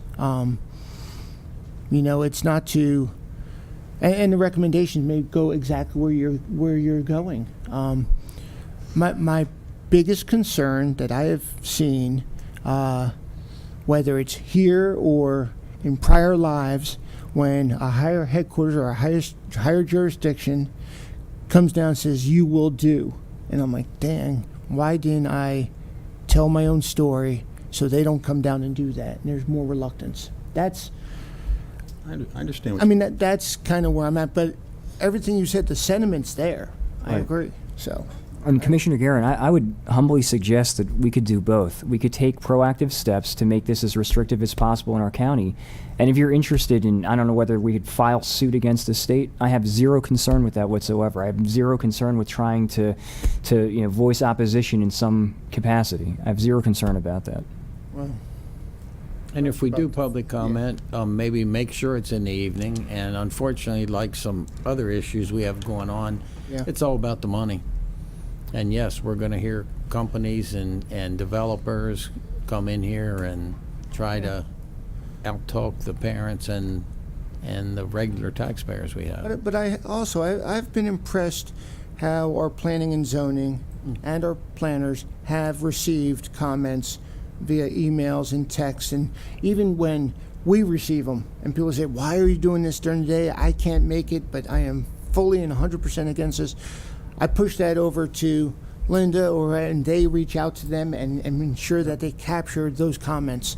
It's kind of one reason I have those town halls in the middle of the day and then in the evening, because you're right, there's people that just cannot attend, but everybody's voice matters. And well, I know there's always mechanics involved, and I understand what you're saying. I appreciate it. We always want to make our hearings as accessible as possible, but the common notion that, or the realization that the people in the county who elected us to do the right thing, they have lives, they're busy, they do things every day, every night, they're taking care of their kids, they're working overtime, they're obeying the laws, they're doing the things that we all do as family members, as moms and dads and grandparents. And you already know where this is going to go. They're not going to be here because they've got jobs to do and responsibilities. And the advocates for this law, whether somebody's making money or not, will be here to spin what I see a lot of times are just flat out lies about the benefits of this drug. So. And you're right, it is a drug. It is a drug. Okay. I do have a motion. I do have a second. Is there any further discussion on this? Okay, seeing here none. All in favor of moving what was shared to Planning and Zoning Commission for further discussion and then come back to us? Aye. Aye. Aye. Against? No. Okay, 4-1. Thank you. Thank you. And Thank appreciate you all very Hey, much. thank you. Dialogue. We didn't make it simple, did we? That's okay. No. You didn't. provided very clear direction. And it wasn't quite a rabbit hole. It was one big, nasty hole that we have to deal with. And you're right. The average voter that put us here is who we need to think about. Absolutely. Agreed. Okay. Since that was so easy, let's make it a difficult one. 2023 hot mix asphalt paving. Gentlemen. Oh, I'm sorry. Sorry about that, Carrie. That's okay. I morning saw to you Doug back both. there. I thought he was coming up, but he's just there for strength and courage from behind, I guess. I don't know. So, go ahead. The Office of Procurement, in cooperation with the Bureau of Engineering, requests your approval to award the contract for the 2023 hot mix asphalt paving 2 to CJ Miller LLC in the amount of $3,756,111.40. This work consists of paving approximately 13.40 miles on 29 roadways. The county requested competitive sealed bids and received 3 responses. This amount is within the adopted budget and no additional funds shall be necessary. Okay. morning. Chris? Good morning. As was stated, we're here to seek your concurrence to award our pavement preservation 2 contract for FY23 to CJ Miller LLC. The 29 roadways, 13.4 miles. The list is in your briefing packet. Hopefully everyone has those. This work and repair will preserve our aging infrastructure. We'll be doing full depth reclamation, milling of pavement, placing of hot mix asphalt base and surface courses, adjusting and rebuilding of inlets, storm drain, pipe replacement, rebuilding of ADA ramps, shoulder backup, mains to traffic, and a series of other incidental items. This project includes 100 working days, and CJ Miller has completed similar work for us in the past. And I would like to take a note to thank you for the recognition of the work zone awareness this week. This type of work is going to put between 15 and 25 workers each day for those 100 days along our busy roadways. It's already been a troubling spring for us on the work zones. So anything we can do today, I believe, is Social Media Awareness Day. Tomorrow we'll have our moment of silence. Yep. Anything we can do to keep our employees and the workers of our contractors to go home safe to their families is important. So Definitely thank you. appreciate it, and just continue to remind us the things that we can do from here if there's additional. You're hitting, I think, every road is hitting one of us in the districts. So, any thoughts, comments? Yes, it's good. I think all the commissioners are probably very happy that the county saved 19% on the public bid process. Do you, well, not do you know, do you put out the engineer's estimate? Is this, with costs going up, even though this looks very competitive, it still might be pushing the engineer's estimate, or is that not something you put out? We do not share our engineer's estimate. Okay, that's But what we I thought. do, if it comes in over our engineer's estimate, we do look to see why. Is there something that we missed, something everybody else missed? This contract, the contractors, in some of the bid items, they got very creative because they saw what somebody did previously And we're going to take advantage of that creativity as much as we can in the best interest of citizens. I saw RF Klein bid 10 cents on guardrail because they thought the jurisdiction wouldn't make them do it, and I won't mention names, but one of your chief inspectors, I think they did about a mile guardrail that year. You know, I feel like this is the Price is Right. Everybody puts their numbers out, and if they're all over, they start over. Oh, so, yeah. Yep. But, okay. This will get us to, this is still using $23, FY $23. Yes, this is FY23. We have more to do within FY '23. Yes, we had a bid that was released yesterday. Okay. Which is actually our what we call pavement one. We got behind for some staffing issues, but that'll be open sometime mid-May, I believe. So we'll Okay. be back here end of May, 1st of June for concurrence on that. Okay. Okay. Any discussion on this? Motion to award the contract for 2023 hot mix asphalt paving 2 to CJ Miller LLC in the amount of $3,756,111.40. Second. I got a motion. I got a second. Any discussion? Seen here none. All in favor? Aye. Aye. Okay. Thank you. Thank you. Yep. Is there public comment for topics so far, or no? Sorry. Any comments? No? Okay. Let's talk about pavement condition surveys for the pavement management program. Thank you. As part of the Department of I apologize, Chris. Before you go, this list of roads, is this going to be publicly available? So people know when roads are going to be. So we will send out letters to each one of the residents along those roadways, letting them know specifically what we're going to be doing, Okay. providing details of what that's going to be, times of inconvenience, Yep. and then every week we put out a list of roadways we're going to be doing upcoming week. Okay. I apologize, cutting you off. I just No problem. thought about it. Okay. Thanks. So as part of our Department of Public Works Pavement Asset Management Program, we conduct a condition survey of 931 centerline miles every 2 years. This field survey indicates critical distresses in our roadways and is inputted in our Agile Assets Pavement Management software, which is used to develop our annual pavement management program list. This is one of the tools we use to ensure we're performing the right treatment to the right roadways at the right time.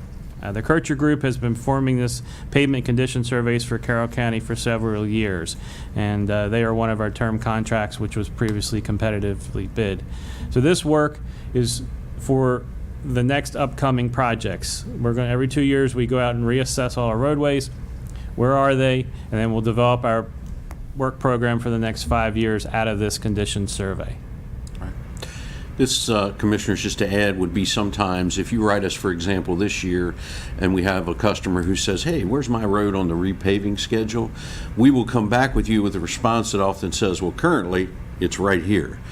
But that could change based on the conditions in the survey that we're constantly doing, realizing that money isn't endless. We constantly are rechanging and reprioritizing to make sure that we're addressing the most critical needs up front, and that's what we bring to you as a result of what this group does for us. So the report that we receive will be financially constrained based on the projected budget. Right. Motion to approve the Department of Public Works to use the term contract with the Kircher Group to complete pavement condition surveys in the amount of $103,086. Second. I got a motion. Got a second. Any discussion? Seen here? Yeah, please. So this is an annual term contract or longer than a year? So it's annual with 4 possible renewals. Have they done it before? Yes, they've done this work for us for a good while. Okay. Any further discussion? Seen here none. All in favor? Aye. Aye. Okay. Thank you. Thank you very much. Gentlemen. Okay, let's talk about FY23 Farmers Scrap Tire Drop-Off Event. Hey, Chris, by chance, do you have that one photo of feet available? I do. Can you pop it up there? What's wrong with this?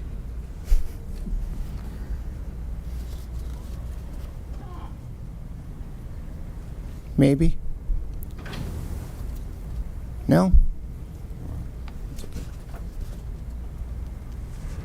Correct. Okay.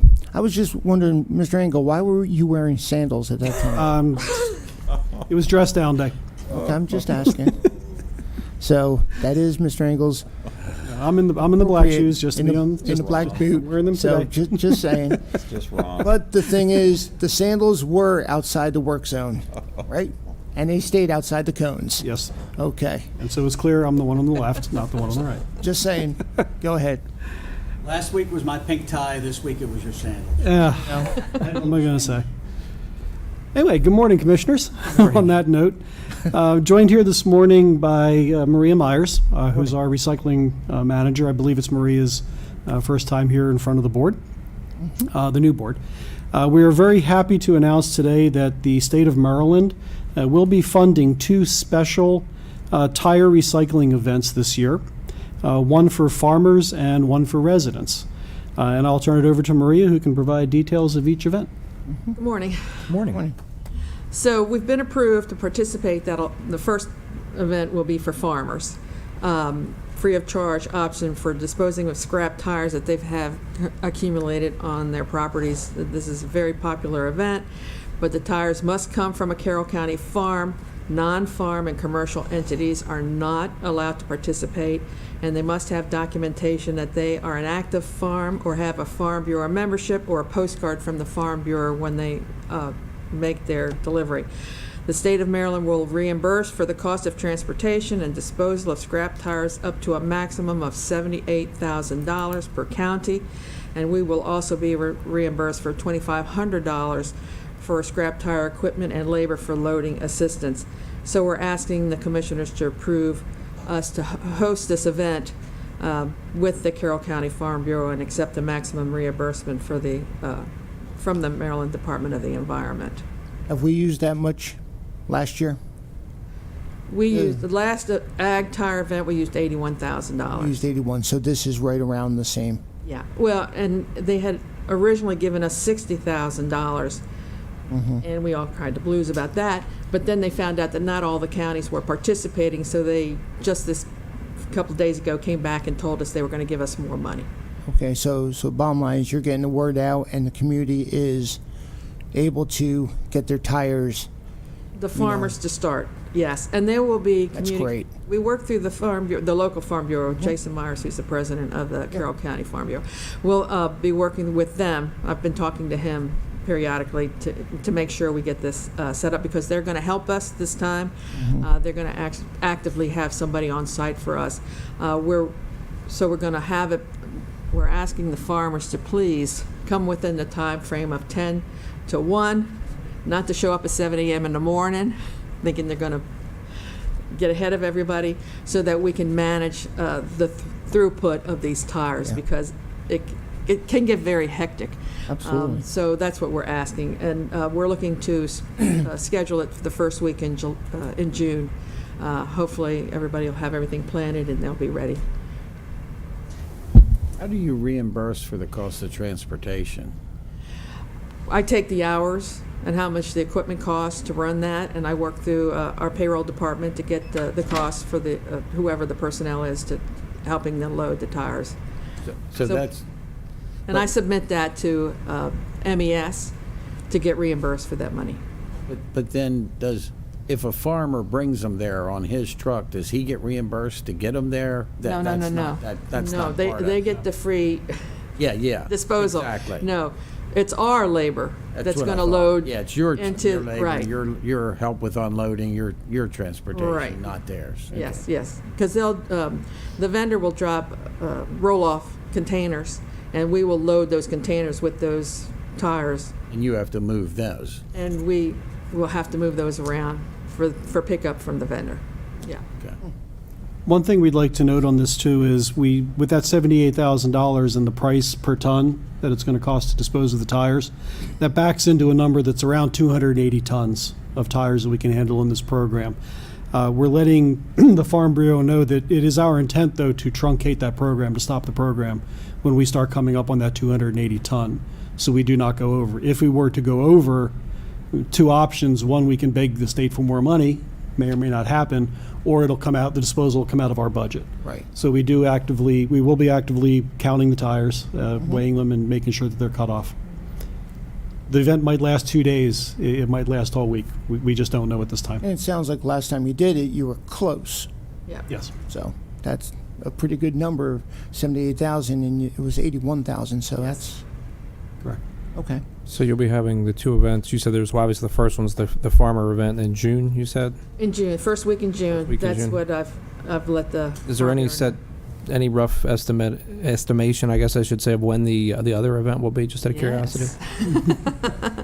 Do we want to move forward with that? That's our Or do you next want to? item. Oh, is it the next time? It's I'm the next sorry. item, I'm sorry. yes. Let me finish this one then real quick. I apologize. It's Ag Day, so what can I say? The only other Next time question. she saw us, we don't want to make her. No, I don't want to make her day too bad.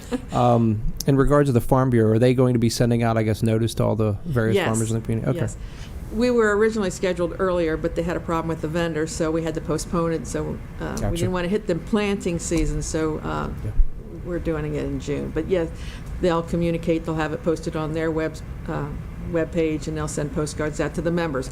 Now, the non-members are another story. They'll have to, believe me, they get the word, and as long as they come with documentation that they are a farm, then we'll work through that. Gotcha. Okay. Is there a motion? Motion to approve the Department of Public Works participation in the FY 2023 Farm Tire Amnesty Drop-Off event and accept up to the maximum reimbursement from the Maryland Department of the Environment. Second. I got a motion second. Any discussion? Seeing here none, all in favor? Aye. Okay. Let's talk about the FY 24 Citizen Scrap Tire Drop-Off event. Okay, so we're having two events this year. The second one is the Citizens Scrap Tire event, and that will allow residents, that means that they're non-farm and non-commercial entities will not be able to participate in this event, and they'll be able to deliver one load up to a maximum of 10 scrap tires per vehicle with the one trip per resident, and we have to track it, in a non-commercial vehicle on or off the rims with a size limit of 33 inches. So the state of Maryland will reimburse the cost of transportation and disposal of scrap tires up to a maximum of $15,625 per county, and will also be reimbursed for $1,000 for advertising the event. Now, I will advertise we'll do a press release, advertise in the Carroll County Times, and I'll get the word out on our web pages, because this is going to the residents, so they are aware of this event. And so we were reimbursed for that event, whereas for the other event, the Farm Bureau will be notifying members. So we're asking the commissioners to approve the Carroll County to host this event and accept the maximum reimbursement from the Maryland Department of the Environment. And I've already scheduled it for Sunday, June 16th, 8 to 1. And you will take them on the rim. Oh, yes, they'll take them. Wow. Our current program takes on the rim also. Yeah, Yeah. yeah. Okay. We, you can't ask them to take them. Oh, I understand. We're going to get them anyway. Yeah. Okay. Motion to approve the Department of Public Works participation in the FY 2024 Citizen Scrap Tire Drop-Off event and accept up to the maximum reimbursement from the Maryland Department of the Environment. Second. I got a motion, got a second. In discussion? Seeing here none, all in favor? Aye. Thank you, Maria. And I have Thank you. one Thanks. last thing. Sure. Saturday is our household hazardous waste and shredding event at the vehicle maintenance facility from 8 to noon. And just in case. Old Meadow Branch Road. Old Meadow Branch Road. Old Meadow Branch Road, not Meadow Branch Not Road. Meadow- Old Meadow Branch Road. Okay? Okay. Thank you very much. Thank you. Thank you both. Okay. The next topic is regarding a hearing for Russell Standard Corporation bid protest. Turn it over, I think, to Mr. Burke? No? Good morning. This is a bid protest filed under your procurement law. On March 10th, 2023, the Office of Procurement issued a notice of intent to award a contract to an outfit called American Paving Fabrics. And on April 4th, Russell Standard filed a request for a formal appeal hearing before the board, and that's why we're here today. Are you from Russell Standard? I am. Okay. I'm Todd McConnell, this is Amy Graylish. Thank you. Before we start, since this is one that can be appealed to the circuit court, would anybody who's going to give testimony please stand for me? Do you swear or affirm that the testimony or evidence you give today is going to be true to the best of your knowledge and belief? I do. Thank you. Everybody nodded. Thanks. Okay, did you get the documents I sent you about the agenda and the order? Okay, the agenda we have before us, we're going to hear from the Office of Procurement. They're going to present their statement. They have 10 minutes to do so. Okay. And then we'll hear from Russell Standard Corporation. They'll have 10 minutes to do their position. American Paving Fabrics has contacted me yesterday and said they will not be appearing today. So. Okay. Okay, good morning again, Commissioners. Hey, Chris, put on the 10-minute stopwatch. No, I'm kidding. Go ahead. Would you state for the record who you are, what you do? Okay, Maureen Dunn. I am the procurement officer, Office of Procurement. And as Tim had said, this is a protest filed by Russell Standard in reference to our bid, RFP 19F1 2223. And I'm going to read the administrative statement, which is basically a timeline and facts of from the beginning of when the bid was put out to when we received the protest from Russell Standard. Before you start, will you move the microphone just a little bit closer to you? I think your voice is very quiet and it might be hard for folks. Is that better? Okay, as I had mentioned, we put out a bid for the 2023 chip sealing of gravel roads, was posted on public purchase on January 6, 2023. Part of the bid packet is a general information for bidders, which in that information for bidders states, as it pertains to this protest, there's a section called reservations, and in that reservation, it is stated that the county is not obligated to award the contract to the apparent low bidder and specifically reserves the right to waive informalities, to reject any and all bids, and to award the contract in its entirety or in part, whichever in its opinion best serves the interests of the county. It also states that the county shall have the right to make such investigations and to take such steps as it deems necessary to determine the ability of the bidder to perform the work. In part, are statements made in the bid specifications concerning award of bids as it pertains to this protest. Award of the contract, all bidders must be pre-qualified through the county prior to submitting a bid. Additionally, the county may make such investigations as it deems necessary to determine the ability of the bidder to perform the work. The bidder shall furnish to the county all such information and data for this purpose as the owner may request.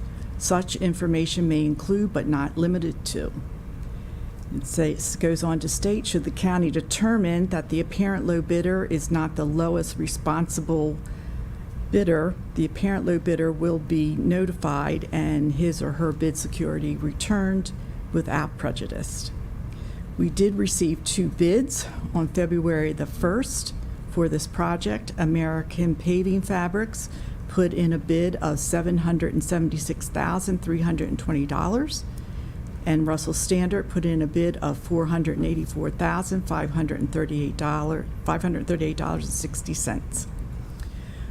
On February the 13th, I received an email from the Bureau of Roads recommending award be made to American Paving, which was via purchase request, naming American Paving as the suggested supplier, and with American's Paving bid amount approved by the Bureau of Budget. On February the 15th, 2023, I sent an email to the Bureau of Roads requesting justification for not selecting the low bidder as the awardee, as this information would be needed for the concurrence letter to be taken before you, the board.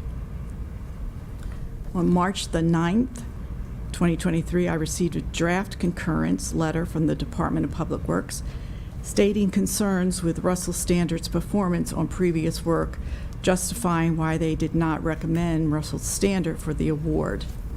In review of this information, and as the county's procurement officer, understanding that a responsible bidder is one who has the capability in all respects to perform, let's see, and I just lost my place, fully the contract requirements and the integrity and reliability which shall assure good faith performance. It must be taken into consideration the circumstances of the contractor's failure to perform properly and in a timely manner, and determine whether the same problems reasonably may be expected to similarly affect the contract to be awarded. It was my determination that Russell Standard did not perform as responsible and believe my decision should be upheld. On March the 10th, 2023, the Office of Procurement posted a notice of award, a notice of intent to award to American Paving Incorporated.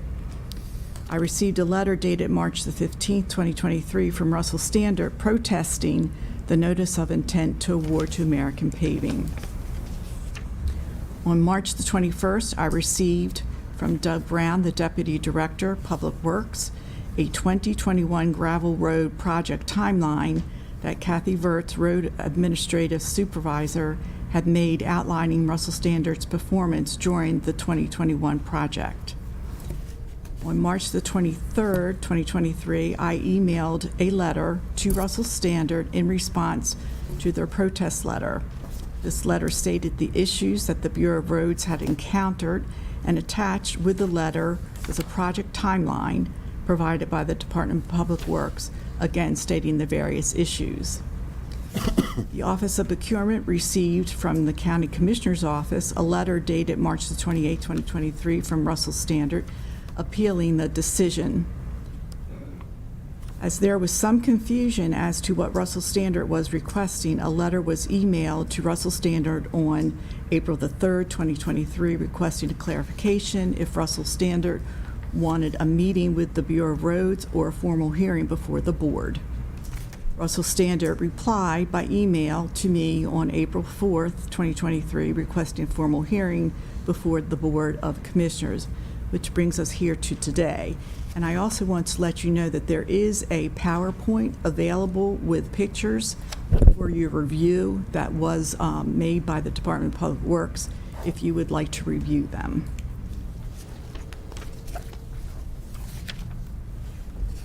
What's the intent of the PowerPoint? It shows the condition of the roads. It shows the work that Russell Standard did and the flaws that they encountered, and then it also shows the work that was done by American Paving. Okay.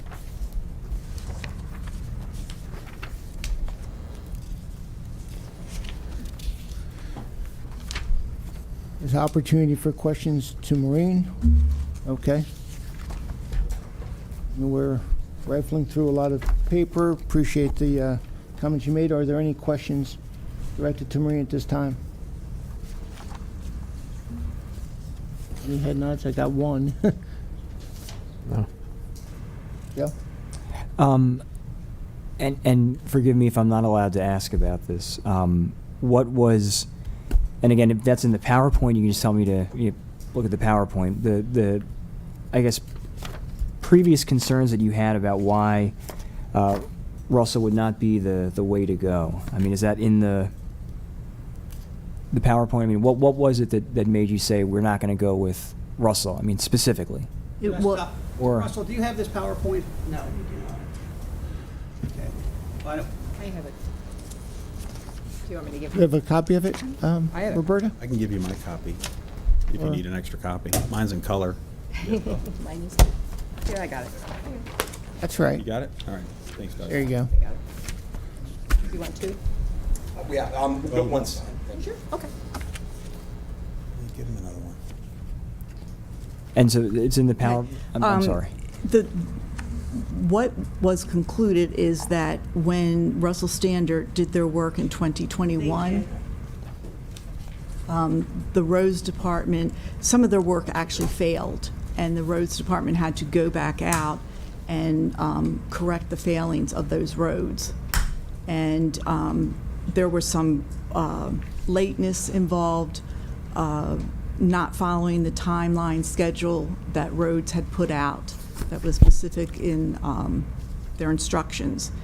So, and yes, there is a letter that states the different complaints that roads department had. I don't have that right in front of me, but I know those were the major concerns, is that they had to go back, spend time and money to correct the failings.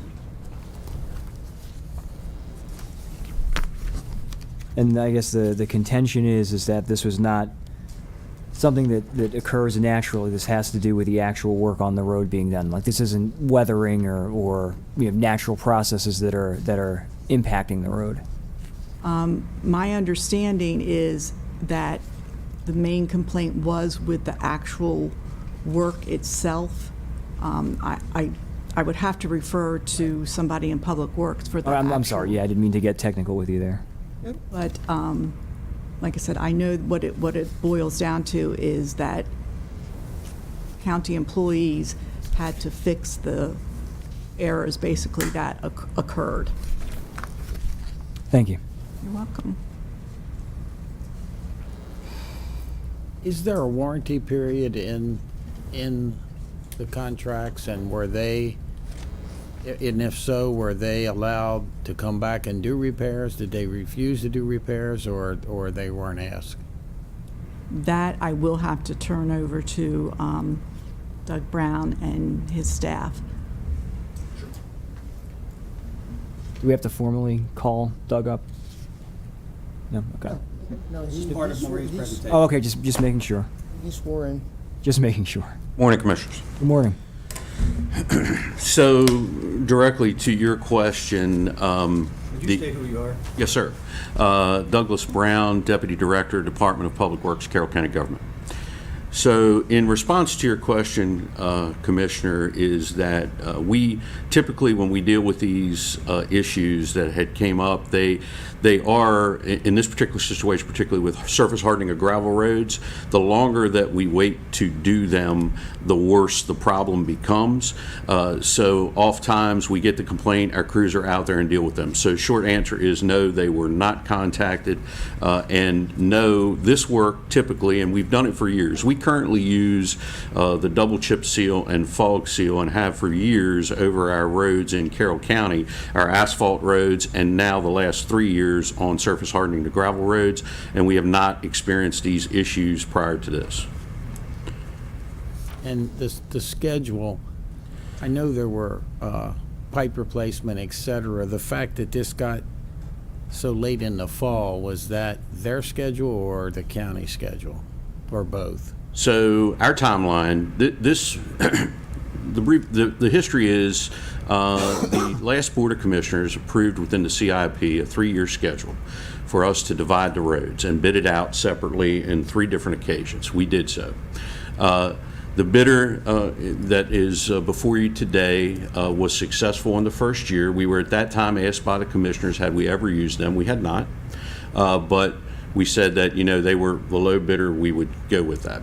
Subsequently, from the beginning, what was told to us by the corporation was not done, and from your past experience in road work, early is better.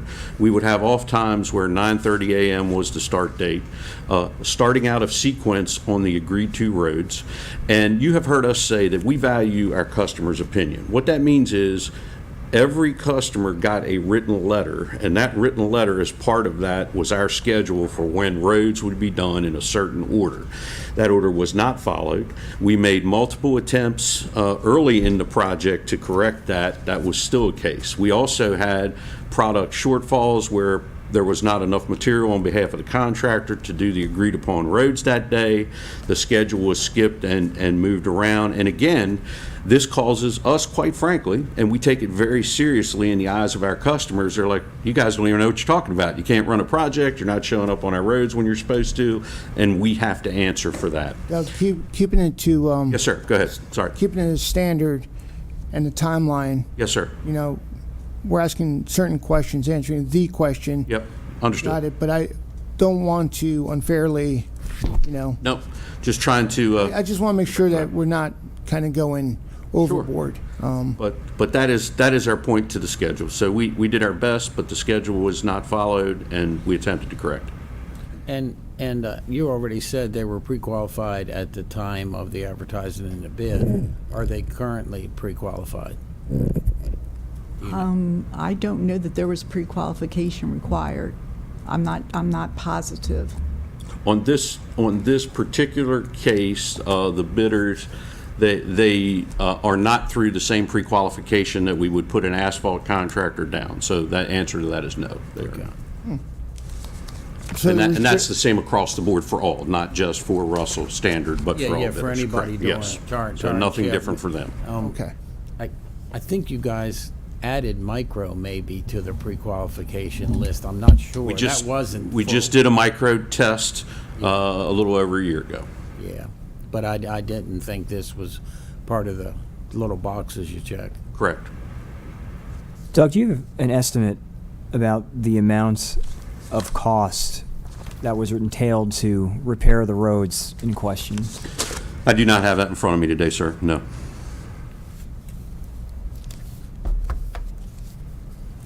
Any other questions for Maureen and Doug at this time? Any other questions of the board? If not, does the contractor have any questions? You'll get a chance to do your presentation next, but do you have any questions based upon what you heard? Wasn't there extraordinary? I apologize. Can I'm you- sorry, use the microphone and tell us who you are again. I'm Todd McConnell with Russell Standard. And I was wondering, wasn't there severe weather during this time frame that we had to work around on this? So we did account for, and in our timeline, the weather is mentioned, but the weather, and I'm trying to get both between the microphone and here, really was out of pace with the schedule. I think there were some discussions. You were the foreman on the job? I was not. I was not. Okay. I know for factually within the timeline, there were discussions with the foreman, differences in start times, start days, and schedule. Right. And that was not directly impacted by the weather. We do actually have factually within our timeline when you were delayed, and the delay was by weather. Okay. But that has nothing to do with the other parts of the Okay, schedule. and that was Yep. that was the only thing I Yes, had sir. was We- questioned We about. did have that. Yes, sir. Okay, thank you. Anything else from purchasing?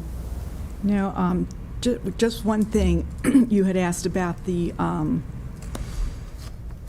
what other issues were, what came, I get this out right, what other issues for why we didn't want to award it.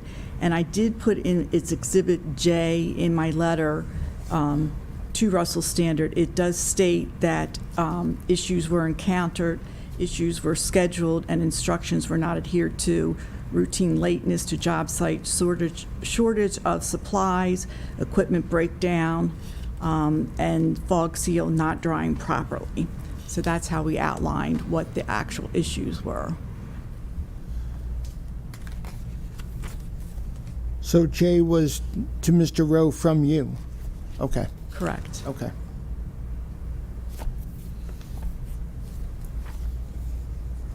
Okay. And it does go on to say that while the roads initially looked good, many of them started to fail within the first year, causing the Bureau of Roads to make repairs. Right. Okay. And out of curiosity, how long does a road typically last before it needs some kind of significant repair? So we typically, with this type of preservation technique throughout the county, we can get 5 to 7 years if it is over top of another road, and realistically we should. That is the best bang for the buck. That's quite frankly what our goal is. So we want 5 to 7 years before we have to get in there, barring any unusual circumstance. And these were failing within the first year, you say? Yes, sir.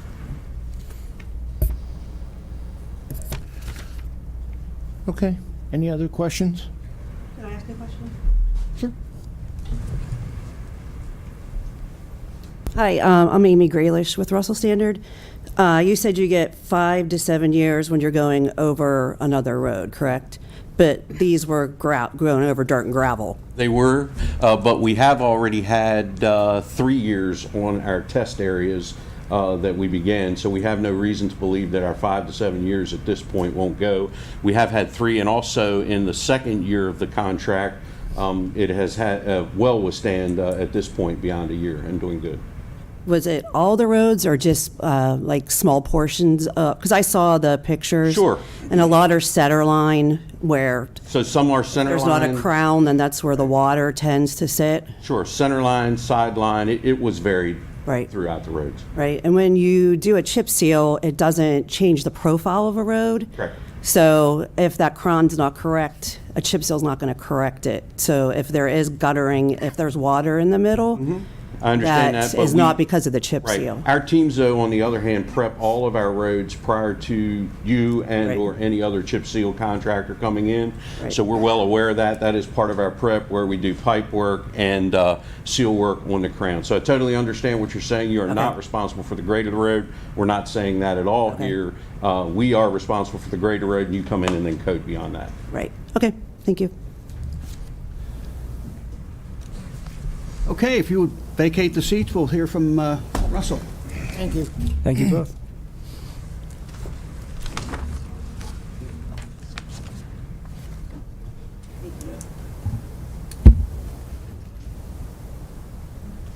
Good morning to you both. Hi, everybody. Just one last time, tell us who both of you are and your positions with the company. Sure. I'm Amy Graylish. I am Regional Technical Sales for Russell Standard. I've been there 9 years, and my background is civil engineering. Yeah, I'm Todd McConnell with Russell Standard. I'm a field engineer. I do a lot of their federal work and road work, and I've been doing this for quite a few years. So. Okay, I guess I'll start. So Russell Standard, this company has been in business since 1949. We've been doing pavement preservation. So we have 74 years experience. And we feel that we did fully perform the contract requirements back in 2021. Now, it was not in a timely manner, but a hurricane had hit. So we were getting the weather from that hurricane. And when they say we didn't follow the schedule, so they had dates in there. So I went to our operations manager, and he also had some notes on the schedule.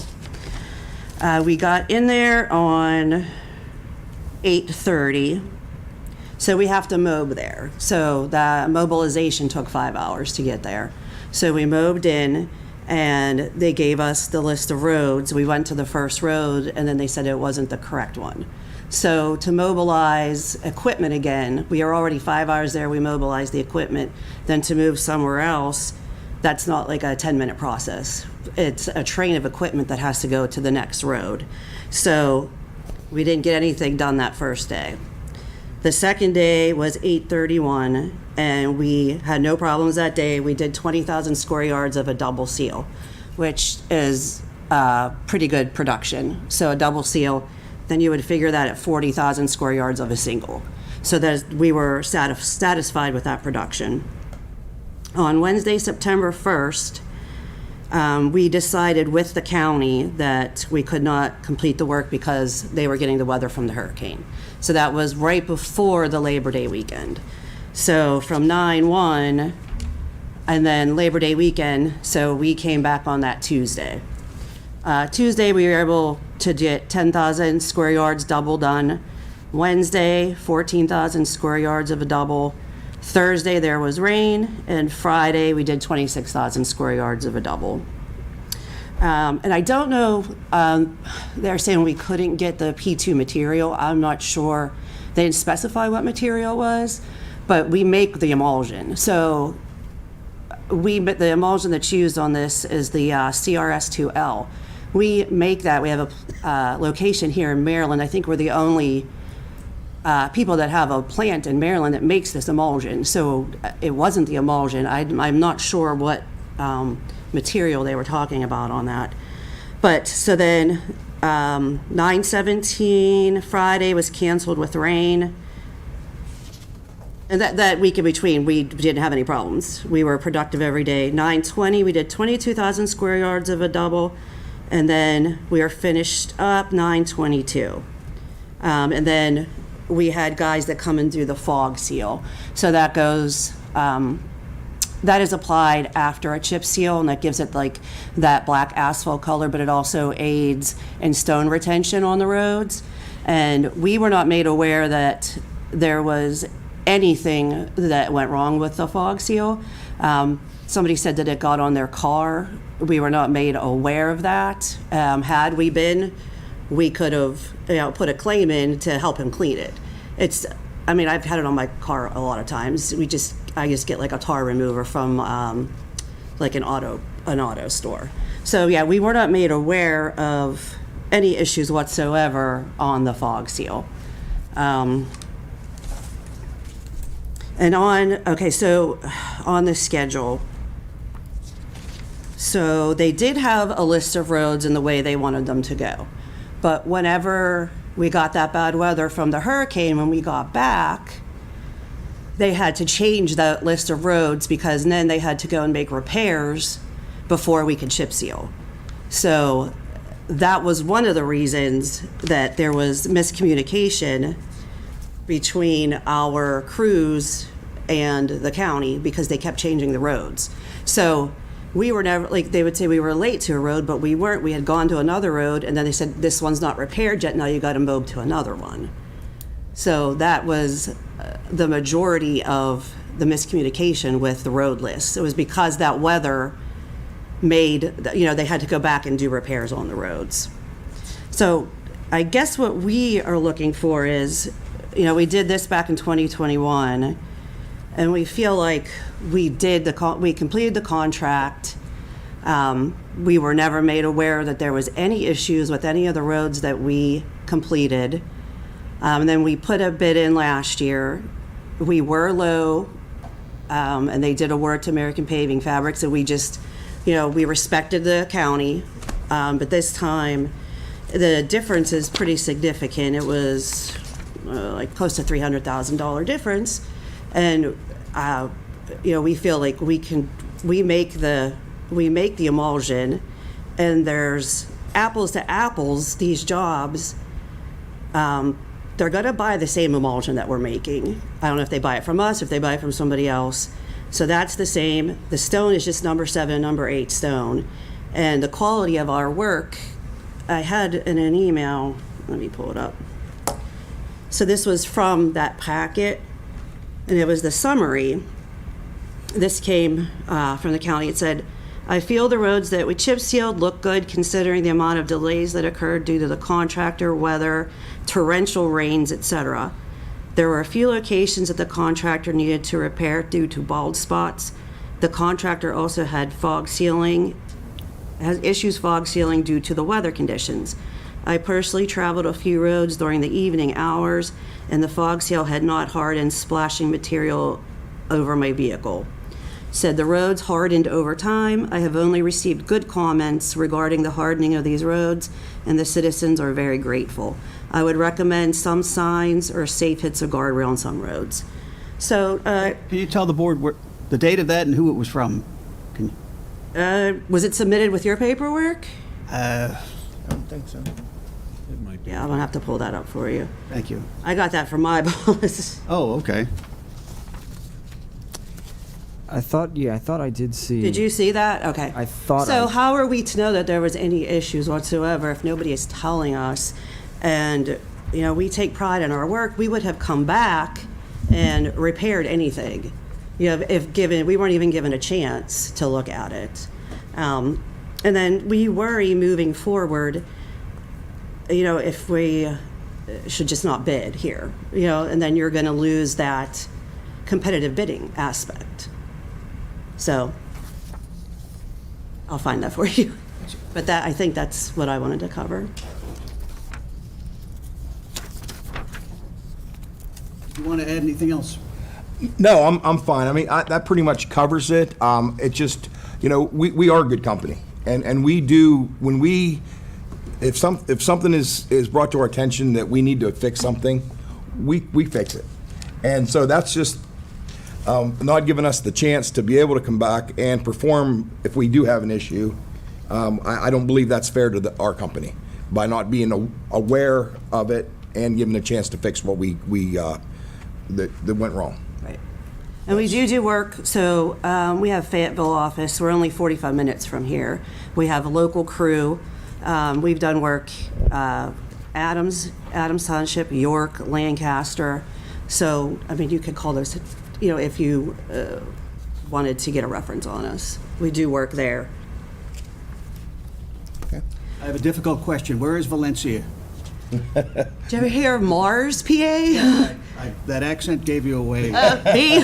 Sorry. Beautiful I'm West- actually from Pittsburgh. beautiful I Western have a Pennsylvania. Pittsburgh accent. Beautiful Western Pennsylvania. Yes, I do. Yes. Go ahead. Seriously? Seriously? I do. I have Pittsburghese. I'm Well, no, sorry. that I'm not doubting. I'm just curious where my legal attorney or legal advisor was going with I this. went to Pitt Law School, so I know the accent. I went to Pitt Engineering School. There you go. Oh, I thought he was going to say you went to Mars. I have been to Mars. Sometimes we feel like he should, but it's okay. Go Panthers. Any questions?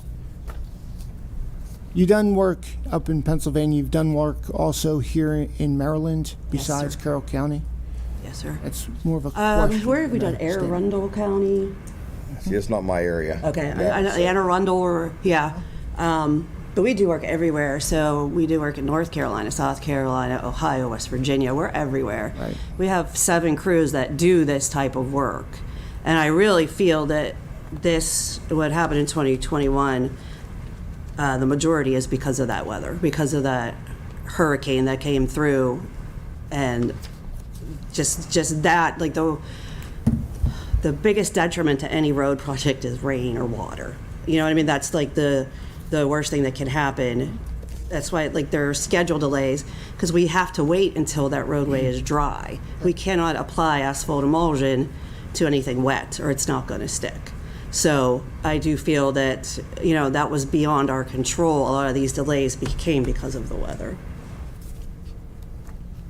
Any questions you want to ask if Doug or any of them have questions? I mean, Well, I have one quick question, and I apologize. I'm still trying to find that email, but I know I read something in here somewhere Yeah, about I'll the find fog it. seal splashing up on the vehicles. But Yeah, it's in- so it's on the last 3 oh, pages. And we were not made aware of that either. I got them next to me. Yeah, it's but on the last Right. 3 Yeah, we were not made aware of that. I get fog seal on my car all the time. You know what I mean? It's a simple clean. And the problem is with fog seal, it usually dries very quickly. It's like 20 minutes to dry. Only in areas where there might be shade. You know what I mean? Like if there's some shaded areas of the road, that might take up to an hour. Right. It is the emulsion is a slow set emulsion. It's cationic slow set. So that's why we have traffic control at both ends of the road to make sure it's dried. But like the chip seal oil is a quick set. So that's why like you can drive on that right away. so with And I read the comment as not so much the damage to the vehicle and get the vehicle clean, because the roads guys are used to that. It was the fact that it still wasn't dry at 8 p.m. several hours later. I think. Right, but when Nate Waldenville, he was the one who applied it. He said, they waited around. They were for over an hour, and it was, they felt that it was dry. No, I don't know if it was just like a small section that was in the shade, but we wouldn't leave a road that was wet with emulsion. So you'd mentioned that if you've been notified, say by X town or X county about some work that needed to be altered or adjusted or fixed, that you go out to do this. Absolutely. And what is the timeline typically for that between notice of an issue and completion of the solution? Go back. So we have different. I would probably be the first one contacted. So they would send, like our technical sales reps, they would send us out first to go see what we're looking at. Then we, take our notes, give advice on what we think should be done, take it back to operations, and then they set up the schedule to go fix it. And is there, I know it's difficult because every project varies, but is there a general sense, like do you say, okay, well, we've been notified there's an issue and within 1 week we will have the issue taken care of, or within 3 Right. days? I mean, is there like a set time? There's that you not a try set to- time because it depends on where our crews are. So if we have a crew that's, right there, we'll come right back. You know what I mean? But if we have the nearest crew is 100 miles away, they have to finish that job and then somebody can go. So- But we also have smaller, like, repair crews that we can send. So, I mean, But this one would have been depending on the scope, it could very be important to us, right? Because we want to work here, we want to continue work in Maryland. So it would have been of utmost importance to us to get back here, So it could take some time depending on certain conditions. depending on what the, right, Okay, right. thank you. Sure.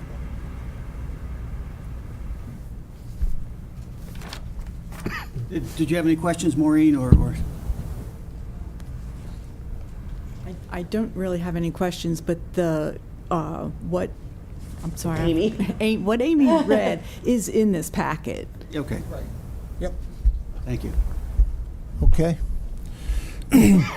Okay, All right, thank you. Thank you so much. thank you. And I guess I have a question, if we can ask Doug to come back up for a minute. That's,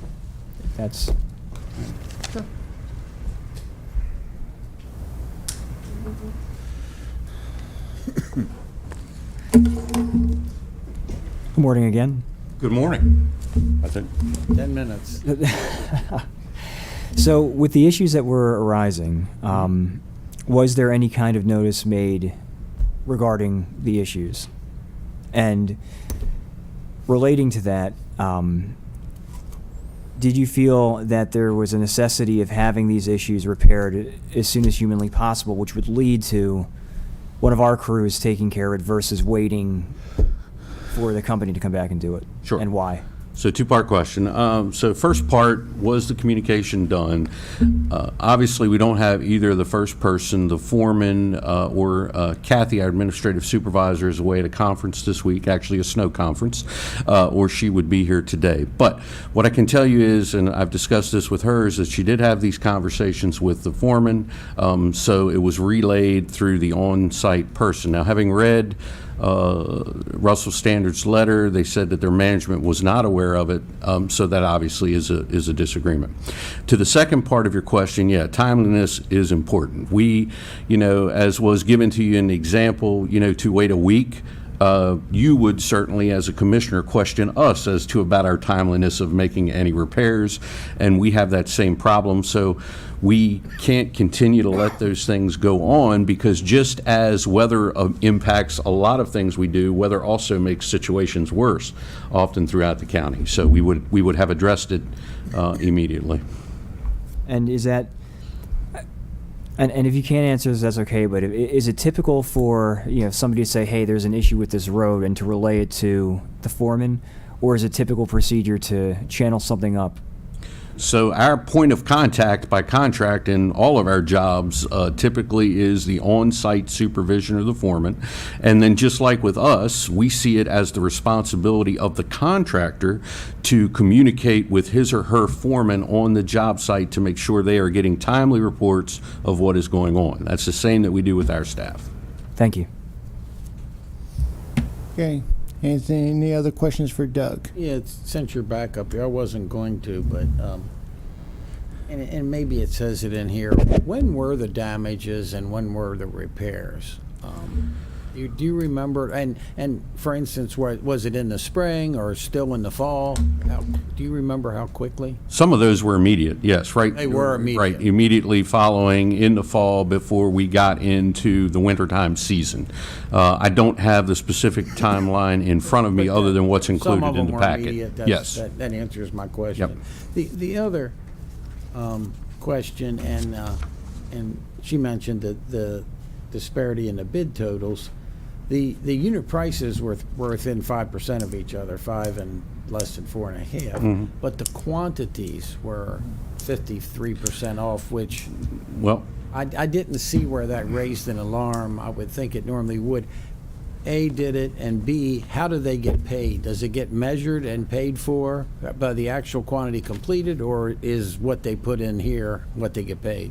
So they do get paid as, and again, I will turn back to that, but quantity completed is when you're doing gravel roads, and this is where we get into quality control versus the sides and the centers, there isn't their off times isn't an exact endpoint, meaning that the contractors, when they come out or send their expertise, which is their estimator, out, they measure to a point and then complete to that point. We have found that the other contractor, it was a more satisfactory completion. It might have went out a little further into a driveway. It just made it look better for the job, and they are typically paid and billed, and I'm going to turn to Jim on the quantity. On the quantity. Okay. Any other questions for Doug? Okay, thanks you, Doug. Did you have any questions based upon what you heard? I always missed that part. Can So- I ask one more thing in general? There seem to be two issues in your communication. Who are you asking? I Back to the apologize. county. You're asking them? Well, I don't know. It's I guess the county. There were two issues within it. One was the protest of this bid. One was in bidding future work. And I guess what we're ruling on today is the protest of the bid. Right. If they want to do future work, or the county wants to, that's a whole nother we're not talking about that today, is that correct? Right, correct. Okay, then that takes care of my question. Okay. It's just We're exercise just for getting a Doug. little exercise for Mr. Always Brown. needed. Yeah, thank you. So, Thank you for me not asking a question. So it's open for discussion at this point.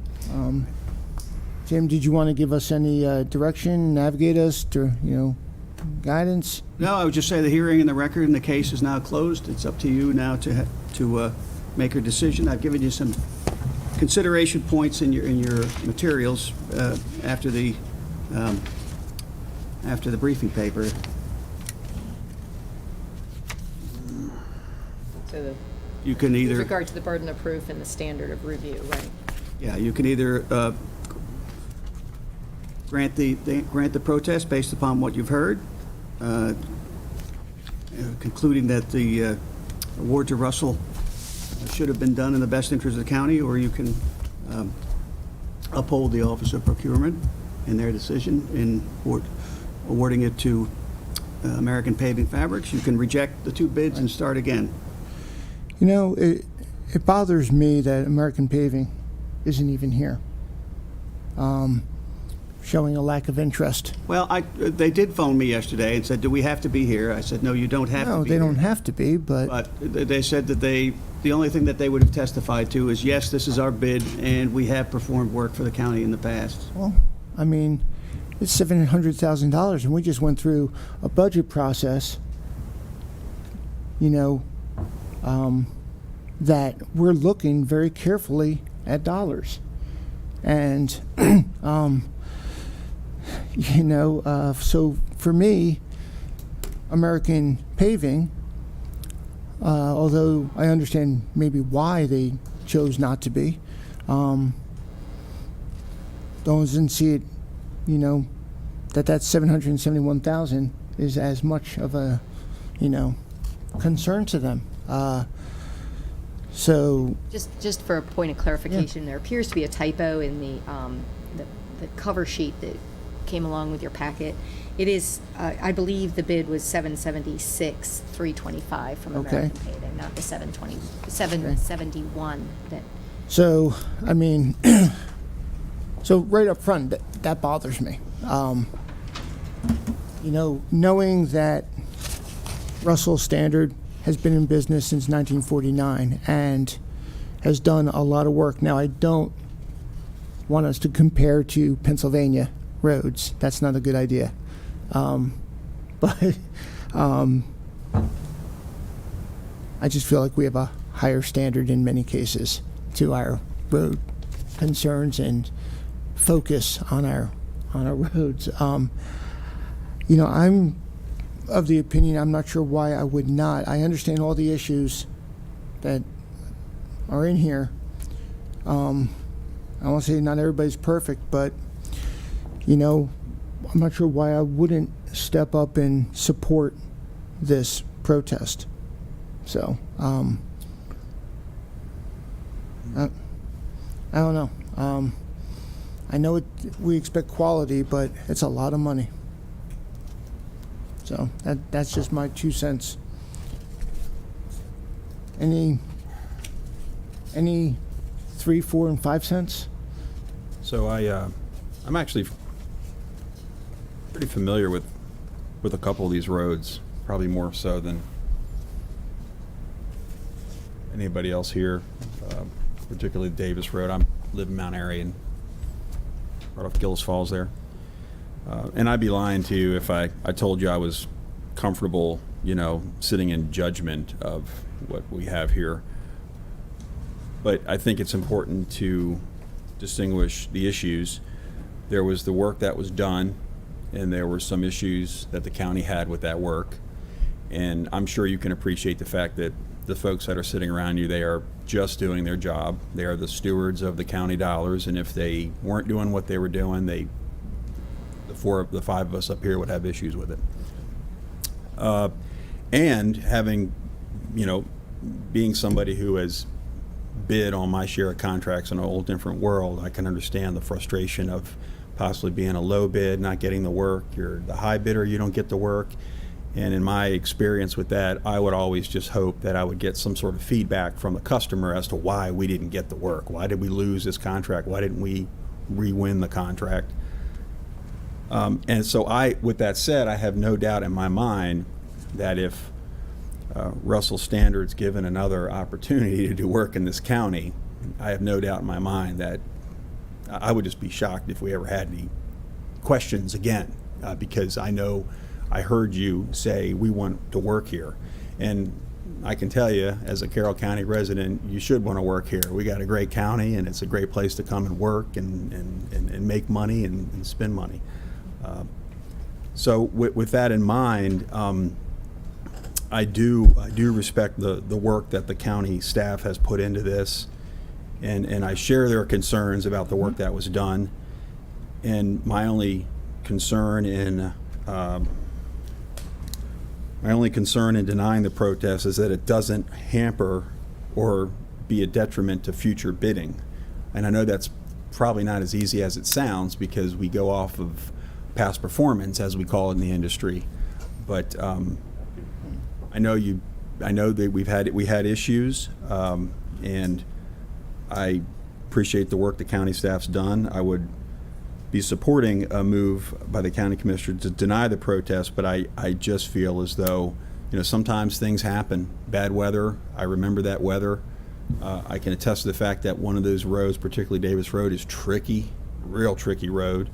But I respect the work the county staff's done, but just want to have some sort of understanding, I guess, or maybe put my mind at ease that it's not going to be a detriment in the future if they want to come down here and work.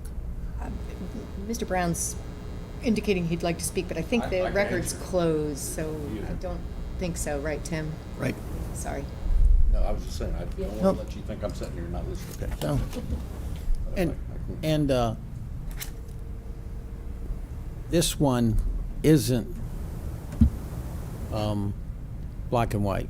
There's a lot of gray in this, and I respect everything the county's done, and I don't think this digs me a hole, but I've dug holes before. Both of these companies have worked for me in the past, and both are very reputable and do a good job, and not every job was perfect, and both of them have replaced stuff. So I do feel like both are reputable companies. I don't know what happened with this one job, and I can't get it out of my mind. And like Commissioner Rothstein said, it's also a chunk of money. And like I say, I don't want to think I'm undermining anything that our staff did, because they made a decision they had to make, and they based it on facts. But I think I would have a hard time denying the protest at this point in time. But and it's and I can't help but look at the dollars too, and that's a fact. And again, I understand what you said about the other contractor, but I would have been here today. I mean, it's for $771,000 contract, and somebody was protesting, I'd have been here. Yeah. And that's a factor in my back of my head too. And they had every right not to be, but. Yeah. I mean, but that's a huge factor to my me. perception. Well, that's a tough one. I can see both sides of that coin. I mean, on one I hand, know. they won the contract by showing up. You know, how does that look? On the other hand, the deference seems to be the word of the day. Deference, To yeah. show up for that level of contract might have been a good idea, but I can really see both sides to not being. I understand that point. Yeah. $300,000. Yeah, you're right. Yeah. But I'm sorry, Commissioner. I was, and I just real quick, because part of the process, which sometimes I feel forget, is this part of the process, allowing these type of discussions, allowing protests, and getting as much information as possible. So it's not in a way that we're, dissing our staff, but it's, providing the community to say, hey, this is why I want to be considered, and maybe next time American Paving will recognize if they don't want that extra $300,000 or $776,000, they may participate. But, and I apologize. Go ahead. No worries at all, Commissioner. So I guess the way that I approach this is, and I certainly understand why we'd be interested in having American Paving here, but they are not the subject of the protest. They're not the subject of the issue at hand. So I guess I'm less inclined to consider that detrimentally to the case that's at hand. So first of all, I'll say that I don't believe that I think Russell Standard is a good company. I've not heard anything unkind or disreputable about them in the past, so I have no concerns as far as that as far as that regards. But when I ask these questions about, how long are some of these roads supposed to last? You say up to 7 years, and these are failing within the first year. And when I look at the number of photographs in here, I mean, it's not just one or two roads where there was an issue that occurred. I mean, there's quite a few number of roads in here where issues have occurred. I respect the fact that maybe the company's management was not made aware of the issue, but that comes down to their foreman that's been contractually obligated to make them aware. That doesn't fall on the county to make them aware. I look at the fact that, they are willing to try to make things right, to make the repairs, but as Commissioner Guerin had, hinted at earlier, and as Doug had mentioned, we are beholden to citizens of this county for timely and effective management, for timely and effective solutions to problems that our citizens do face. And while I certainly understand and respect, because everybody knows I did home improvement and light construction, landscaping in the past, and you may not be able to get back to a job for a couple of days depending on something, but when you have, in some cases, hundreds of people using a road on a daily basis, waiting a week or a month or whatever the case may be, it doesn't hold. So and that's not to say anything at all whatsoever about the company itself. I have no compunction about them bidding on something again in the future, but given what we have in front of us, and given the evidence that we've received, and given the testimony that we received, I am not in favor of granting the protest. Compunction? I'm sorry? Compunction? I have no concerns, no issues, no reservations, no. Kidding. Any other comments? Discussion?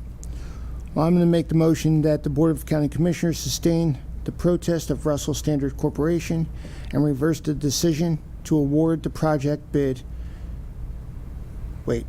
Yeah. Yes, to American Paving Fabrics.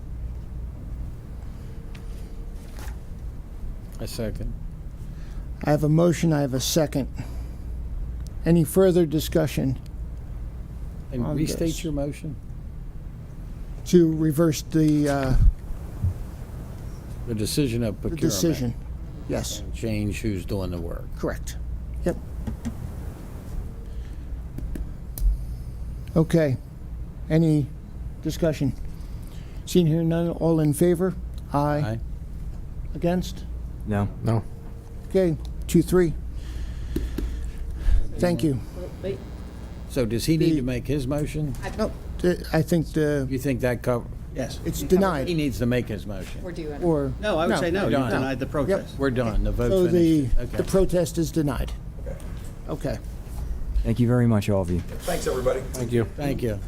I'll tell you what I do appreciate is we don't take any of this lightly. No, And no, we have no, very- and I appreciate. Conversations. If we decide to vote on something 5-0, it's going to scare me a little bit. Because we have some good discussion, and it's not black and white, you know? Right. Wanda, why don't you come on up? So today, when we vote to adjourn, are you going to vote against adjourning? I'm just going to for the- vote against adjourning just Don't go to there. irritate you That guys. means you have to stay here. And don't get to leave. And then you'll tell me I can stay, right? Okay, Chris, do we have anybody on? I do not have anybody on the line. Okay, thank you. I need a review of the April 13th closed minutes for public safety.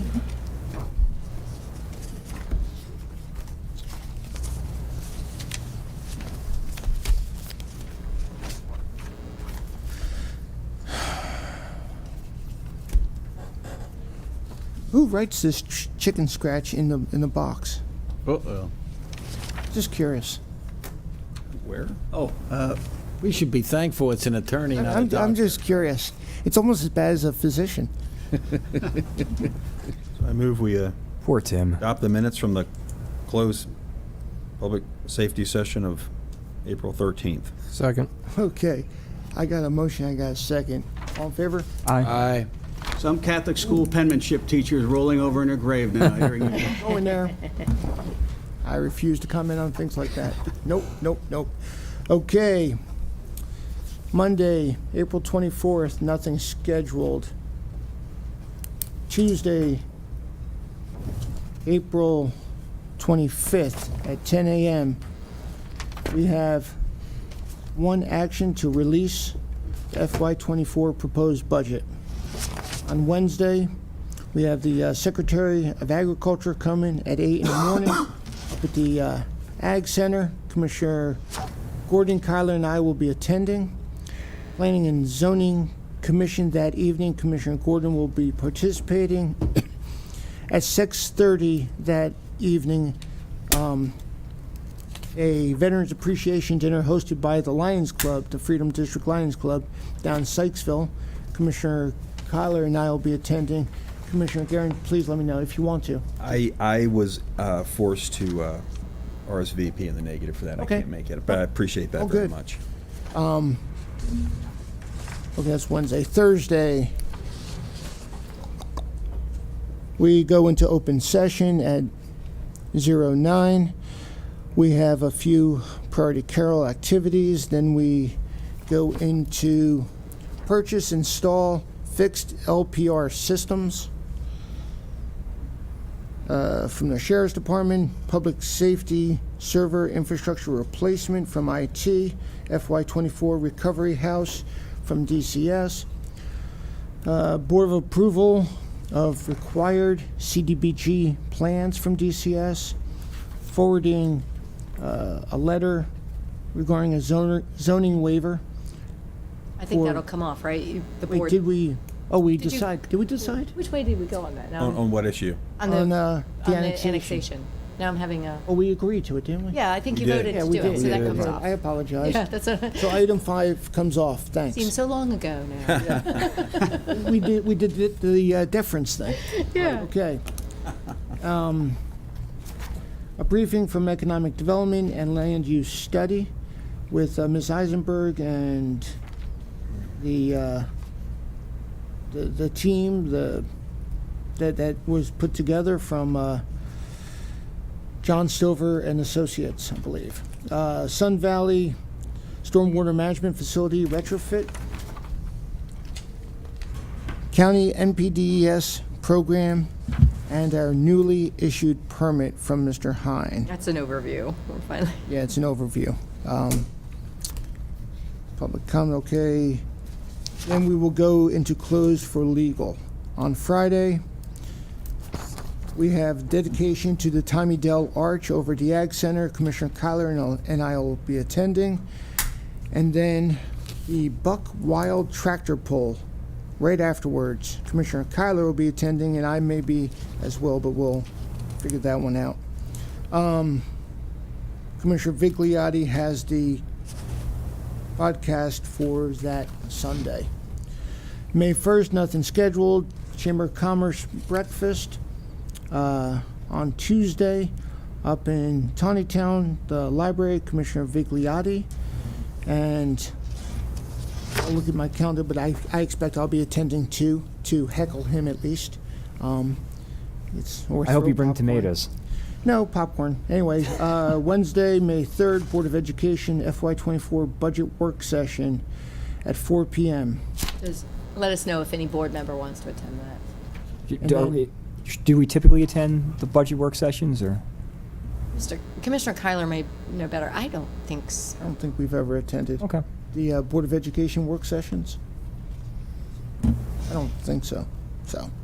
Okay. Well, but we have time to figure it out. But Commissioner Gordon has the planning and zoning, another one in the evening. That's interesting. It's like back to back. I have a feeling one of them's coming off, but the sheriff's prayer breakfast on Thursday morning. We got Commissioners Gordon, Guerin, Kyler, and myself attending. I'll be attending as well. And Vigliotti. So you got the 5 of us. And then we will go into open session upon return from that breakfast. So it may be a few minutes late, but we'll get there. We go into the Board of Health. So what happens with the administrative session? Just won't have it. We won't have the administrative Just session. won't have it. Yeah. Yeah. We've had enough of our admin. We don't need any more. So, but we will go into the Board of Health, and yeah, at 9:15. At 10 o'clock, or excuse me, after that we have the final approval to support Westminster's rescue missions application for FY24 recovery housing grant. Then we will have discussion on rural legacy programs for the Nesbitt property and also the Gasper and Watson property.